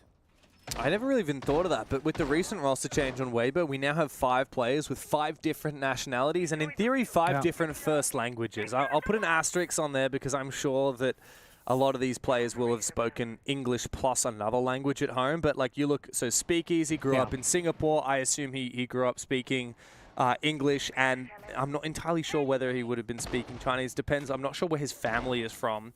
And then, of course, Turdster from New Zealand, so he grew up speaking English. Reaps, I believe he grew up in China, so mostly speaking Chinese. I'm not sure which variant of Chinese as well. Hoven grew up in Indonesia, primarily speaking at least Indonesian. Gotti grew up in Korea, speaking mostly Korean. And all of them obviously speak English very well. But it's so rare that we get to see teams, especially in APAC, with 5 players from 5 different nationalities. Like sometimes it'll happen in Europe. Even then, it's still pretty rare. That old Team Secret roster from the Six Invitations was one of the few teams that actually had 5 different nationalities on the same roster. Weibo are probably in a very small club of only a handful of teams at the Tier 1 globally from 5 different nations. I can say with my personal experience, I've been on a 5 different nationality roster back in early Penta days, and it is. Yeah, we did, right? We had Finnish, Swedish, Danish, Spanish, and German. Yeah, wow. So 5 different nationalities in Europe. That was your Penta team that won SI. You won an SI with that roster. Yeah. And we had a call-out that was called Thingy-Magic, because we had a Finnish player who couldn't pronounce drawer or dresser, because that's just how, like, in Finnish it doesn't exist, I guess. So Thingy-Magic over there on the thing, and everyone understood what that meant because we're all foreign speakers. And I think if you're a Weibo with all these different mixed nationalities, odds are they speak in a pseudo-broken language, but it makes sense to each other because they can relate to it.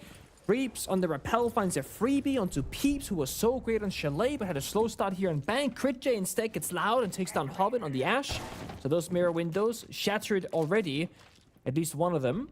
But the second might live. Yeah, I love seeing a bit of Ash play. We've seen it quite a bit tonight. I think it's at least a 3rd Ash pick for an operator that once upon a time was an insta-lock every single round. We're now seeing teams pick it, not just because, hey, Ash has got a good gun and is fun to play. Ash has the aura. It's because of the util that it brings to the table. The glass is a nice idea there for Turd, but like Colas reads it well. Here's the jump in, takes him down through the smoke. However, Reaps is quick to trade. Don't count out Weibo.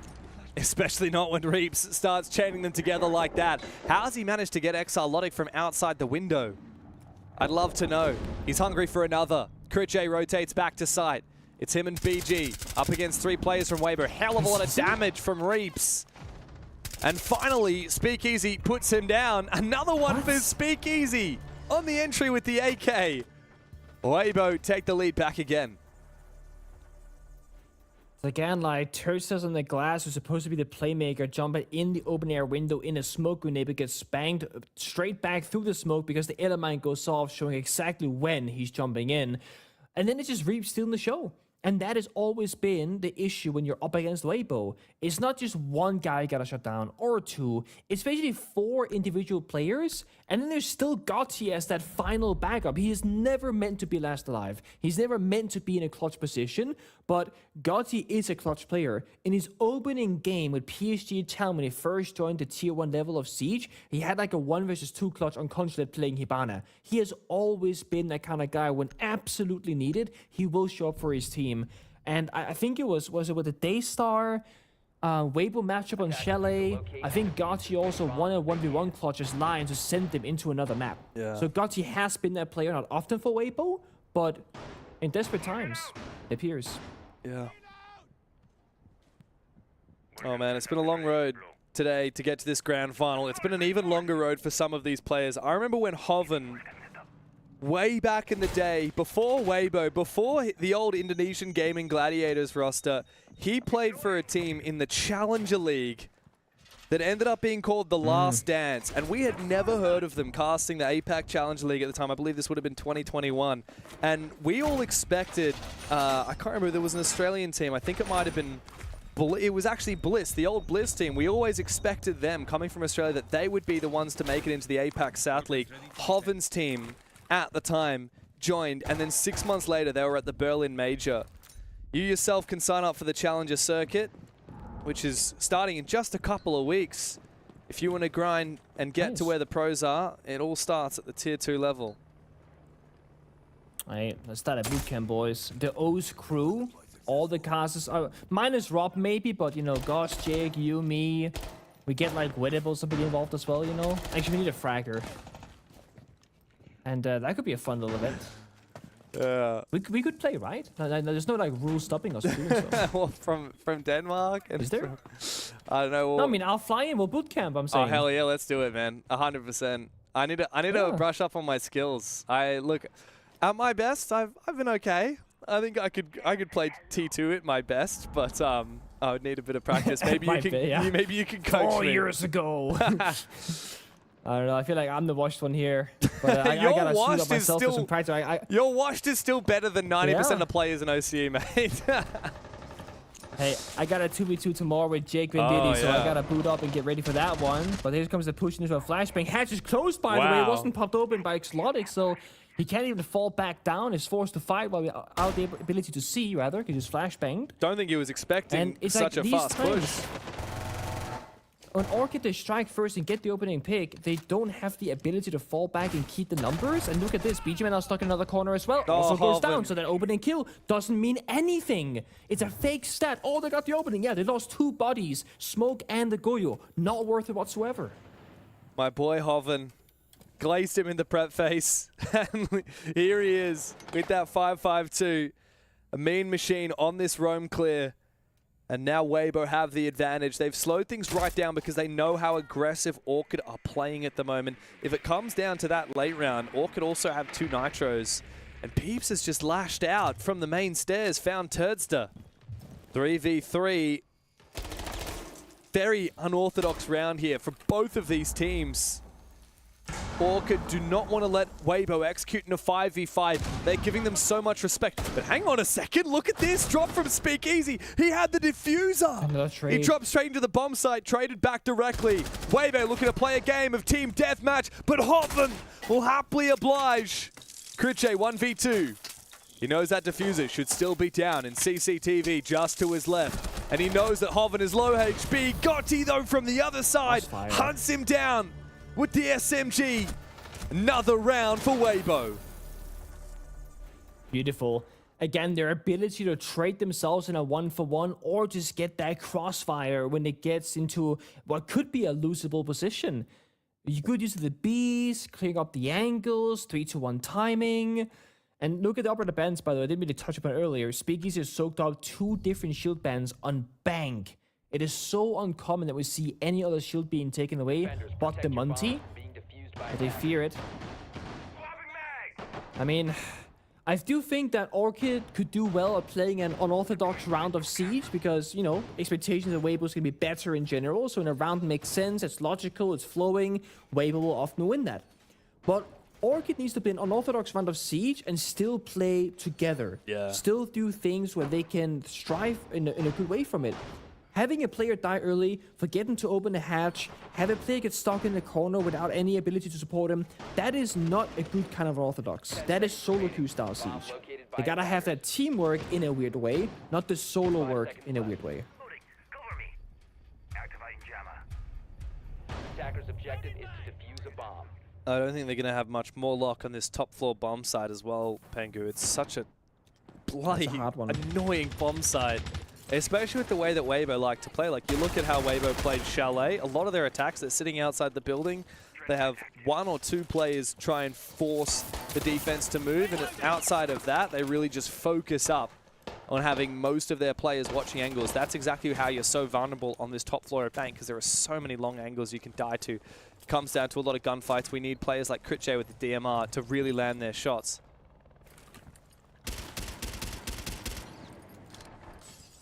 Interesting. Speakeasy doesn't want to use his damn Baron 9. I don't know why he doesn't want to use his primary. Yeah, 3 you're bullets hiding from it, that right? glass. I guess, but like... Well, they know there's an Ibana, that's the Baron 9, so Speakeasy can freely use that weapon and it wouldn't make sense to the enemy, so they're hiding the smoke grenades are lethal later on. And they're not building on the glass. The glass is like a niche pick, no smoke needs to support him, not a big win condition. That's why they're also hiding it. But Peeps going down early, there's also a C4 removed, only leaving one on the table after Crit J, giving a higher chance for Speakeasy to be successful. Yeah, interesting. Crit J actually decided to fall on back and not continue supporting. Oh, the boom, boom, boom. Wow, the triple stack from below. That's 3 big booms for Turdster. And it nets him a kill onto Lycolas. 5v3. Disgusting. The Vultures are circling. Now they can smoke and line and go. Around a wounded Orchid today. Weibo are hungry for their ticket to Paris. And they can taste it. They're getting closer and closer. They'll be having a coffee and a croissant before you know it if they keep this up. Just getting that final drone in, checking downstairs right now. They're waiting for Speakeasy to finish that drone work. Once that's done, they can start using that Lion Charge with the Grim Beast, with the Smokers from Glass. Easily rappel on in, and the Soul Scene of Crit J is the only way to stop them. Oh, good angle. Good damage onto Gotti. Here they come. Here comes the flashbang. And the lurk as well from Turdster from the other side. I don't think that Orchid have the manpower to deal with this, but the timing is good. They finish him off. A little 2v1. But the smoke C4 does cover. The frag, no, the C4 does not land. A 1v1 trade. Hoven and Crit J both on the floor. It's up to BG and Exilottic to get active, but Speakeasy decides it's worthwhile for him to fall back, go for a revive. And now 2 players on the rappel with Reaps instead playing top square. Weibo have dreamlike post-plant positions now, and Orchid still have to figure out how they're going to revive Crit J, their dead teammate. Finally gets back on his feet. 17 seconds left on this defuse timer. Reaps sees one cross. They know where he is, but Orchid are going to have to commit. And with Speakeasy watching, he's the last one watching. He just needs to deny it. The round is done. Oh. Weibo can thank their lucky stars. They can thank Speakeasy because there's nothing that Orchid can do. A 4th round on bang for Weibo. This series has been dominant. 11 rounds won by the Dragon and just 2 from Orchid, the challengers. But it has been a tumultuous challenge for them today.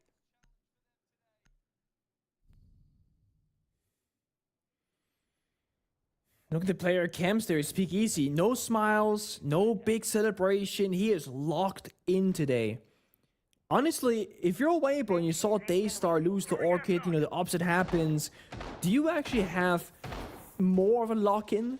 Thinking, oh my god, like we're expecting Daystar, we know how to beat them, but then the opposite occurs. Okay, we're playing Orchid all of a sudden. That could be weird. It does feel like Weibo are just playing at their very, very best. They are not cutting corners, they're not skipping strategies, they're not hiding anything. They are using it all right here, guaranteeing that spot, and doing so in a very convincing way. Even when things don't go according to plan, they got a good plan B in order. They get in there, they problem solve, they have discipline the post plant. They understand who's covering what angles. Orchid, they need that second defense ideally. They need a bit of a parachute to go onto the attack inside themselves. And this is their final chance at that in half. Weibo have won 5 attack rounds on Chalet today, and then 2 defenses. Now they've won 4, looking for a 5th attack round. Their offensive side is so terrifying, so deadly. Orchid can't afford to lose this round, like you say. I mean, they went 5-1 down on Chalet. They didn't ring a single round in that second half. As you say, Weibo are holding nothing back. Some teams say that they look to save strats, but no, a new tactic employed here by Turd as he's looking for a lurk with the Nook. As the push comes in upstairs, no nitro cells brought by Orchid to contest vertically. And Weibo will lap up the free real estate. Take that control, get the red pinks going as well. Turdster watching the flanks a lobby the entire time. So Orchid, they don't even know exactly what's happening, but they feel the pressure from everywhere at the same time. Peeps does find one before he fades away. That's the Blackbeard going down. Big kill to finish off. However, Turdster sneaks in behind enemy lines, finds a double kill. The Nook with the SMG, so deadly. 3 for Turd. This half may well come to a close. with not a gasp for air, but a whimper from Orchid. It's up to Peeps and Exarlotic, the two new kids on Orchid, to have an impact. And it's Exarlotic on for a flank. Is Turdster going to be aware of it? He seems to have an inkling. I don't know whether he heard it or what, but he's been followed and hunted down by Hoven. Peeps, you've been a dream for Orchid today, but a 1v4 may just be too much to ask for. Finds the first, that's Hoven going down. Defuse being planted now as the Candelas ring on out. Gotti will get team killed by Turdster. Don't give him a chance here, Turd. Peeps now from a 1v4 into a 1v2. Reaps will fall back. Reloading. Turdster as well. Look to play the vertical game. He still has needs. He even has a drone in pocket. But Peeps starts things off. He knows where both players are coming from. The SMG here is not enough. Turdster locks in a 5th round for Weibo.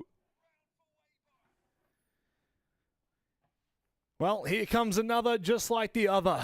It is unbelievable once again from Weibo. A solid performance. And Jake? Got? Oh, Over here, mate. I think... Over here. No. Welcome to the class. Ladies and gentlemen, strap yourselves in. We're about to get something special up on the screen. It's the one and only round that we actually got from Orchid, unfortunately. So we're going to bring it back. Second round, 1v1. This is some masterful Solos plays. Now, this was just after Crit J got the kill onto Reaps. And so basically what we're seeing here is just straight up how to play Solos. Get information, be able to play. There's a minute on the clock, by the way. Now, this is the hardest part about this defensive position in the 1v1 is there is so much time to fumble the bag. The biggest thing that Crit J clearly doesn't do is panic. He waits. He knows after having just got the kill that he's going to obviously have Turd go for the quick trade. Turd is clearly peeking around. He knows his main steads. In fact, both players basically know where they are. The barbed wire helps him anyway. And Crit J says, I'm going to give you the space. I'm going to let you go for the plant because I'm playing the Solos. And that's exactly what Crit J does here. As you can see, slowly puts up. Now he knows that Turd is going back to site. Bam! Immediately starts sprinting. That gets him off the kit. Crit J is pretty much aware of this by now. Next plant attempt, straight up, gadget time. Information, gain, bam. Spots him again, off the kit. Crit J at no point has panicked. He's now wasted 40 seconds of Turd's time, and he's going to wait one more time. This time, though, Turd's going to look to commit, right? So now Crit J, what does he do? Instantly sprint over towards Janitor. He's going to get him at the bomb chassis. No, Turd gets off it. Only one way for him to come. Long desk, Crit J tucks in. Good angle, good hold. Really well played in the 1 versus 1. The unfortunate part of all of this, though, well, that's the only round that they got. So that's doesn't get much worse than that. And I'm going to sit in the big boy chair. Please sit in the big boy chair. Is that because there's a big boy that sits in there, or because it's a big boy chair? It's a big boy chair. It is. It's also not a big boy grand final, unfortunately. 2 rounds for Orchid is a little bit disappointing. Yeah. I know we prefaced this, Rob. I know we spoke about this in the pre-show. We wanted to hype it up, but we also wanted to be realistic. We knew Chalet was going to be one-sided. Bank has been a little bit disappointing, but it's the golf. It's the gap. Yeah. It's not so much Orchid. It's just how good Weibo are. Yeah, and that's always been the story for Weibo. And there's always been competitors that can kind of look close. They can kind of get maybe a map off them. Maybe they get a couple of rounds. Maybe they surprise Weibo. But ultimately, when it comes to best of threes, you are going against a Titan that has, I would say, Weibo have the deepest map pool in the entirety of the APL. You look at what they achieved last year. They played every single map in a single stage. They continue to just take that along. It doesn't matter where they go. It doesn't matter what event they're in. They're constantly at the top of their game. And right now, the gap between everyone else and Weibo is so large that it really doesn't matter what map. It doesn't matter what side. Weibo are going to dominate. And with that, Jake, where are we going? Defenders, protect your bombs from being defused by attackers. Back to the casters? Thank you, Rob and Xenox. Great analysis as well of that 1v1 from you, Jake. Though I'm not sure I trust your analysis of 1v1s with the Xenox Goes Pro segments that we've seen recently. Attackers have discovered the location of a bomb. But look, I'll take your word for it. Maybe you'll have a little bit more luck tomorrow against you, Pengu. Is Gus working hard or hardly working? I didn't see the guy all day. Yeah, I'm not sure. I think he's chowing down the last of those noodles that we started earlier. Okay. So hardly working. I got it. Okay. But hey, look, we move into the second half. We could be just rounds away from familiar territory, and I say familiar territory because this would be, well, the 5th time that Weibo would be champions here in APAC in Asia. Not to mention one time they were champions of the entire region of APAC as well. They are very familiar with the crown, and it sits very lightly and comfortably on their heads. Orchid were an unlikely challenger by upsetting Daystar earlier today, granting them a spot in this grand final, but surely they can muster more than 2 rounds. Well, I'd hope so. What do they do now? Well, they're on the attack. They've banned out the smoke, an unusual one. I quite like to see it. You ban out smoke and echo, not the most common bans, but that doesn't make it easy. You're still playing against Weibo nonetheless. I also think Weibo done a great job here counter-banning strong operators, right? You ban Echo and Smoke. What's strong against that? The Monty and the Glass. It's almost like a direct counter read here from Weibo Gaming. And if you really want to win now as Orchid, you gotta shut down Turdsta. Like, I think he's been so disruptive, playing many different operators, having a lot of impact, either drawing attention or outright just getting a ton of kills, and that has been a problem. Now it's about the util game though. My disc here and bank, enabling the mirror window position to be offensive. Crit Jake gets injured. That is going to be the mirror window counter. So the whole round pauses as we're waiting for Crit Jake to get revived. But those people didn't even dare go for this. Gonna call. He's gonna answer. Crit Jake's gonna get revived. And Peeps gets a kill. Oh, Peeps dies. Rather sorry, but Exotic got a kill trade. Yeah, Gotti still, I believe, is able to protect his mirror window, but not able to protect himself. It's the triple zone from down below. Let's get boom. 3 big booms for Lycolis. Pengu. Boom, boom, boom. The beautiful Zofia tech. Didn't get the kill, though. First showcase by Turdsta is coming up in spades here. Not just for Weibo, but for Orchid. It forces the defense back. Gotti will get revived. Very rare. But have a look at this. Aggressive run from Hoven. In through lobby. Loses his head. Burns a little bit too brightly. And maybe Orchid can indeed fight a second round. Have a reprisal on their defensive side. Lycolis on the floor. Big Nitro cell from Gotti. And Exalotic is down. And now finished off is Lycolis. All of a sudden, the round is flipped on its head. In favor once again of Weibo. Just Crit J, 1v3, no defuse to speak of, and no teammates whatsoever. Round starts with him getting injured, and might just end with him as well. Low on time, look no at them help, hunting. no drone. He's gonna run away, actually. Turns to stairs, give me my kill, and he will claim it. With that, match point is Weibo's for the taking. 6-1. And this may well be one of the most dominant grand finals we have ever seen in Asia, if they are to finish it right here. That is the upsetting part, right? Like, you have the first game happen between Daystar and Orchid, and you can argue that the number 2 team in Daystar lost to the 3rd position team in Orchid. And that's a great upset story. It was a great matchup, super intense, very close. But when you get an even bigger gap between the first best team to the opposition, you get this kind of scenario. Because I truly think now, Daystar, while they might not have beaten Weibo, I do think they're taking more rounds than 1 on Chalet and 1 so far here on Bank. You say that, Pengu, but do you remember what happened in the kickoff grand final? We played Clubhouse and Nighthaven Labs. Weibo 7-1 Daystar on Clubhouse and 7-0'd them on Nighthaven Labs. So while now they got Yao. Partly I want to agree with you, man, but this would be the 2nd grand final in a row where Weibo have dropped less than 2 rounds in the series. That is the domination of this team. Okay, new point then for my sake. It's not about who the opponent is. It's about Weibo, who they are, okay? And they are the better team in so many categories. And look, the fact that Weibo slowed down not even for a second after they made that roster change where Ape moved on, made his retirement, and they picked up Gotti. Felt like they sped up. It feels like it has only accelerated this team's success, and it makes you wonder what they'll be capable of once they head internationally. It's inevitable that we will see Weibo not just at the Esports World Cup, at the Osaka Major, but actually taking names, going deep at these tournaments, and fighting to wrestle that spot back from OCE. Burning for revenge against Enterprise if they are to get that opportunity. Also, mind you, Gotti has played internationally many times before with PSG talent, so it's not like he's going to be a new person to go into that territory either. So I really do think that they have the ability to keep up that pace. For now, they're making a decision. Do we stay on server stairs and play aggro? Do we fall back and just keep the numbers game? Because that is the big question right now. Do you dare lose a member early? Well, Terza's playing Thorn Shotgun. The best spot for him to be at is going to be that staircase. They're going to hold on to it. Reaps the Asami down below to support. This could get very bloody. If Orchid cannot clear server stairs, they cannot win the round. Looking for a refrag now, low on HP is Lycolis. Reaps does a lot of damage. Looking to try and finish him, lands enough shots to do so.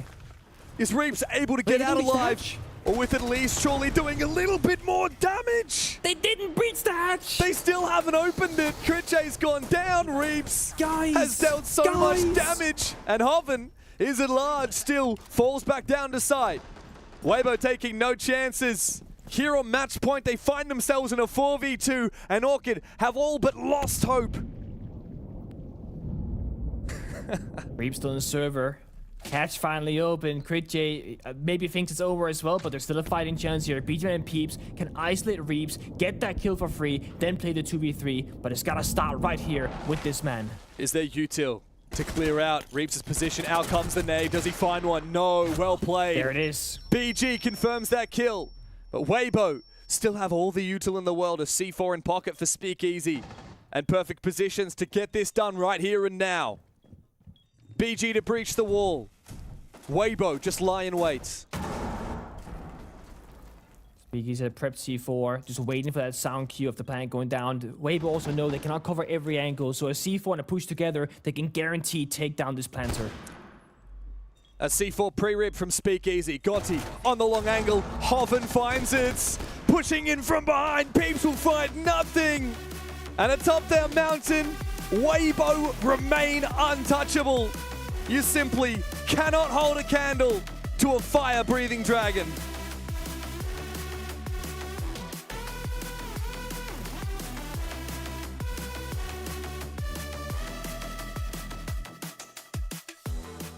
Fire-breathing dragon. I don't think we've ever had an analogy so good as that, because that is exactly what this team are. To EWC, that is where they are headed, and with such gusto, it's unbelievable. Disgusting. It's ridiculous. Sorry, we're just hearing the most... I just saw you start waving? Or yeah, I was saying goodbye to the casters. Okay. I was saying goodbye. No, don't do that. It's not worth it. No, congratulations to Weibo. I think we take them a little bit for granted. Sometimes when teams win all the time, you take it for granted. Yeah. It feels almost as if they've dominated this region forever. Yeah. Which is not true, but it's nearly it feels true that at this way. point. And I think it's just a testament, though, to their ability, to their determination. I think they're clearly the kind of team that still has goals they haven't reached. Yeah. And we'll find out a little bit more about that now at the Esports World Cup. So, obviously, congratulations. For Orchid, it's disappointing. To make a grand final, that's such an achievement. You had to said at the start of the stage, Orchid are in the grand final. You would have said, no way. And they would have also gone because they had 2 slots. Oh, but to lose 7-1, 7-1, I think is also then a highlight of like, wow, we are still so far behind the top team in Weibo. Yeah. And look, I think props have to be given to the region of Asia. I think generally speaking, it's a competitive region. You always see good matches, but it's just at that pointy end, when we get down to business, Michael, I'll tell you what, they get jiggy with it. Yeah, and following on from, I think, what Jake was alluding to there is, it could have been a possibility for Weibo to have, over this period of time, either lost motivation or become overconfident and just expected it to always land on their lap. And or complacent. I think maybe in a couple of stages gone by, they got a little bit of a wake-up call, and now it feels like they're really at the point now where they're motivated, they're committed, and they go in with a ruthless attitude. I would say when Elevate came in, I look at that as a moment where there was some rude wake-up moments. Once Elevate started to get better, I think there was one of the stages Elevate knocked Weibo down to the lower bracket, and it was like, ooh. And I think they would have taken a step back and realized, yeah, we really can't get complacent. Look what happens if like we aren't staying at our best. Yeah. And since then, I think they've continued to learn those lessons and have clearly been the best team in the region now for the last couple of years. And for their sake, hopefully they can have a really strong performance at the Esports World Cup and can they, make a main stage now? Because clearly, Salt Lake City losing to Enterprise, that would have stung. Yeah, and the thing is, whilst we don't have questions about this region in specific for them, we definitely have questions for them, and there's one person who can answer that right now. It's Gohan. Let's welcome him in. It is the Super Saiyan of a region. Gohan, mate, I mean, look, I really don't know what to say at this point. 7-1, 7-1 in a grand final. I mean, like, what is the mentality for you guys at the moment? So, the thing is, maximum respect, of course, to Orchid and Daystar that are the contenders, right, to the spot. But we are working here to beat the best teams in the world, like Falcons, FaZe, Liquid, Furia. So we are preparing for it.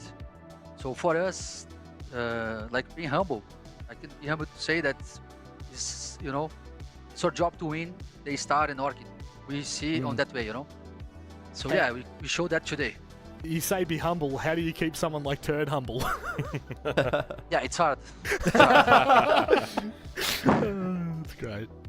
Congratulations, Gohan, by the way. I know we say it all the time, and congratulations, you've made this and that, but it's a testament to you, your team, all of the players for continuing to put hard work. It's actually not easy. I know when you're so good, well, when they're so good, you're so good, it almost seems easy on the outside looking in, but it's all of the work that you guys clearly put in. So congratulations. I do have to ask, though, obviously, we always speculate about, what do Weibo want? Top 8, main stage, these things. You obviously have the mindset of, no, we want to be the best in the world. We want to beat the Furious. We want to beat the phases, etc. How do you now take previous experiences such as Salt Lake City into Esports World Cup and look to build on that?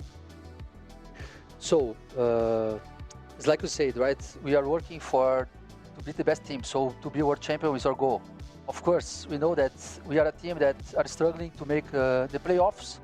But the thing is, last tournament, the team was kind of broke by inside. The players was not trusting each other in the level they need. So that's why we make changes in the team, right? We've got here. So I think that loss for Enterprise was very below the average, our performance, It's more up to us than for them. I mean, they play very well. Of course, I'm not saying that they are a bad team, but if we play again, of course, we're going to beat them easy. And what I can say is, what was the question? Sorry. It was... Well, just about obviously the speculation around, you kind of answered the question in terms of playoffs, etc. But the mindset really is to be the best. Yeah, the thing is, of course, the other teams that screen against us when we go to international, they know how good we are. But we never are able to show that in the day we need, So it's not about, we can be the best in the world, one of the best. No, we already are one of the best in the world. In the scrims, we smash teams that are top 2, 3, top 1. We smash them 11-1, 11-0, 10-2, many maps. So the thing is, it's not about, we are going to be able to show that in the time we need. And I think we are reaching this moment, For me and for the team, it's not about, we can be world champions. No, it's about when we going to be, So we work with this mentality, Speakeasy in the background. Speakeasy having a peek in the background. Gohan, congratulations on the win, mate. You guys were phenomenal today. I just want to follow on a little bit on Jake's question, because we've seen Weibo now do really well overseas for the most part. We expect them to sort of finish top 8, etc. Is this finally the best iteration of this team to go all the way? I know you talked a little bit there about maybe some of the internal issues. It feels like Gotti has slotted in really nicely to this team. Does it really feel like this is now the best opportunity that Weibo have had to go all the way? Oh, no doubt, no doubt. Talking about performance, we have one of the best performance we had in many months. I think since I started the team, we are in the best performance. And the most important, the mentality, When I come here, we start to put this mentality of playing every round, giving 100%. Don't care about win or lose, just care about play the best we can in this round and solve the problems and try to, to solve the problems the faster we can, so have good reactions. So the thing is, we are building this mentality day by day. So I expect that now on this EWC we can reach a new level, and show you guys that we are able to be the best teams. Gohan, my final question was actually, it was kind of going to be posed with exactly what you've just said there, so I don't think I'll dive into it, but I do just want to give you the props, because obviously we talk about the players a lot, we talk about the turds, the speakeasies, the goddies that have just come on, but I think for you specifically, you know, we kind of got to know you a little more on the back end of last year at the events and throughout watching you guys play. What you have brought to the team, and I think this is a huge testament to what you've done, you have matured a group of individuals that were a champion level team. You've now taken them into a position where they can be champions, and I think that not enough people give credit where credit is due, so I want to take the time, because you've already just said the answer to my question, which is it's about the personality, it's about the mentality, it's about how you perform. So seriously, from someone who's watched this region for such a long time, I want to give the props to you and give the love to you, because I think there's not enough love thrown your way for what you've done for this team, and that's kind of, I'm just going to make that a statement. I'm not even going to leave a question there. I'm not going to allow you to say anything to that, because I know how humble you are. And on that note, I will give you, however, the space to say whatever you may. Do you have anyone that you'd like to shout out? Do you have anything you'd like to say? Maybe into retort of that. Don't actually say anything in retort to that. Just let him speak, Rob. Thank you for the words. And yeah, I'm working very hard here to honor first Weibo that believe on us, right? Give us the opportunity to play on this incredible org with good managers, good, CEOs that give us all the support we need. So every time we're gonna play, we want to honor this organization.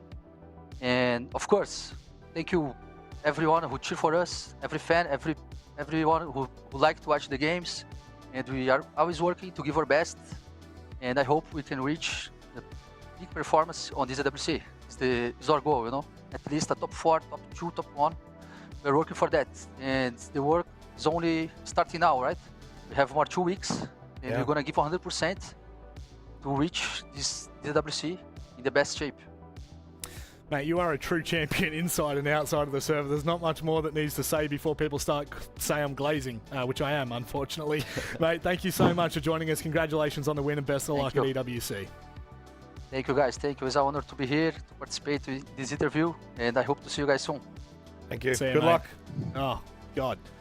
Just like to have the maturity being brought into the region, regardless of whether it's outside the region or homegrown, we see it across the board now. It's pretty incredible, and Gohan really does exemplify what it means to be a coach, what it means to be an individual inside of this community. So, jeez, it's been a fortunate team for coaches. Oh my God, hasn't it just? That's seriously, and look, you do have to give props where it's due. The players are the ones that keep doing it, but holy crap, they've had some lucky, they've been very lucky to have the coaches that they do, but we're also very lucky to have the players that we do. So on that note, MVP boys, I'm actually going to let you guys maybe contest here. Has to be Turd. Do we think Turd or Reaps Turd?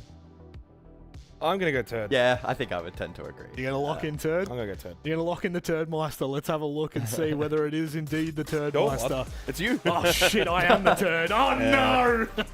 Yeah, look, honestly, he stakes the claim now as the best player in the region for me. I know we had the Hoven picture, and interestingly, they were very close in terms of numbers, but I think this just now tips him over that edge. And it's a testament to him as a character, as a player, as an individual. You think about the start of his career, Skux, and going basically not going overseas. Well, yeah, actually went overseas technically to, make his career, and he's just continued to mature year after year after year. I think he started out as that sort of flamboyant, fun entry kind of fragger and just wanted to badmouth. And while he does still do a lot of the chirping until he's told to stop, I think he's got more maturity in his gameplay now that's seen him rise to be one of the best players in the world. And he does it on the global stage. So, yeah, Turd, Reaps, they're stacked. I think Turd actually probably exemplifies the maturity character arc that this team went on, right? Agreed. Because it doesn't feel like it was that long ago that he literally got dropped, and that was kind of the rocket. Dropped again. Yep. Like, he was a bit all over the place for that short period. It's very tumultuous. And the same could maybe be said by extension for the team. And I think they've really been able to turn things around. Yep. Obviously, the introduction of Gohan. Now you know Gotti why he on got the dropped, team. right? The reasoning was his lack of operator pool. Well, guess what? Here on Bank in the grand final to go to the Esports World Cup, he played 8 rounds, 8 different operators. Yeah. Exactly. Pretty crazy. I think, look, where we're at now in Asia, it's so clearly defined. Weibo are the best team that we've had in that region, potentially the best team we might have ever had in APAC. I don't know. Might be too bold to say. It's hard to say that because we need APAC lands. Ah, very true. To clearly define. We had one, didn't we? We did. We had 2, actually. But no. Oh, well, actually, sorry. We've got one coming up. We had 2 last year. So, I kind of got caught up there. But ultimately, Weibo finish out the champions, which no one would have at all blinked an eye at the start of today. I think just the fashion in which they did it just clearly goes to show that there is such a defining line between everyone else and the Dragon. Of the 3 sub-regions, they are pretty definitively the top of their respective sub, right? Like, obviously, yeah. I mean, EP's great, but Chiefs aren't really trailing. The 8-7, 8-7. Exactly. You look at D+. That's probably got the CAG. closest margin, and then you look at APN and CAG are great, again, in their own right, and still a pretty large margin, I would say, but comparatively to Weibo, they are just, like, so far ahead, it is insane. I think the only world in which we see Weibo's dominance reduce, it's probably not going to be off the back of other teams catching up, at least not anytime soon. It would have to be an internal rupture. Like, I think it's just, it's just such a significant gap. Yeah. And it's interesting with that, though, that EP went and beat them at Salt Lake City. Yeah, exactly. It just goes to show that within APAC, the best teams really can compete on any given day. And sometimes you got to beat the best to be the best. And Jake, you have not been the best at all so far. Of course, that may change. The 2v2 coming to you tomorrow. That one's going to be spicy, Jake. How you feeling? That's a real grand final. No, look, I'm excited for it. I mean, Nick has... have you been calling around, scouting for a partner? I haven't had the time yet. I'm hoping someone will come and save the day and step up and be like, I'll be your champion. Apparently, Nick's already got someone. He's already put someone up. I hope it's not Shaiko or something. But no, at the end of the day, look, Nick obviously had an incredible career. One of the best of all time. Some would call him the GOAT. What's that? The GOAT. Oh. Yes, but every goat needs a wash, and he's very washed. Oh, yeah, very fair. Sometimes they can get a little stinky. But obviously tomorrow, coming into the final play day, we actually have something special for you afterwards. It's going to be the first ever edition of APL After Dark. Michael, we have been teasing this for such a long time. We've wanted to show what we can do on a podcast, basically is all it is. But this is something that we're super excited to bring everyone. Have you got your talking points ready? Well, I hope I'm there. I hope I'm not bedridden tomorrow. Oh, because I'm on a downward spiral at the moment. But I was thinking of a better name. Yeah? Five Guys. Hang on. I got a better one. 5 Guys After Dark. Oh, that's good. Jakey boy, anything to conclude Asia for this final day here, mate? Jakey? Nothing? No, you. Nothing. This This Jakey. No, I'm good. No, all right. I'm looking forward to tomorrow. Yeah, so am I. And speaking of tomorrow, gentlemen, thank you very much for joining us. That's all we have time here for Asia. However, let me tell you right now, this is not something you can afford to miss. It's APAC North in their final play day before we reach EWC. And you know what? I'll just let this play. We'll see you tomorrow. 4, 3, 2, 1. He's playing so scared. Far out! Does Lycolis check the imperative angle? Indeed he does, but the Blackbeard outdueled for Orchid. He's found one, looking for a second. How has he just stolen that? And Blackbeard will go down. The same can be said for BG. He's found another one. Oh, I can't fucking believe it.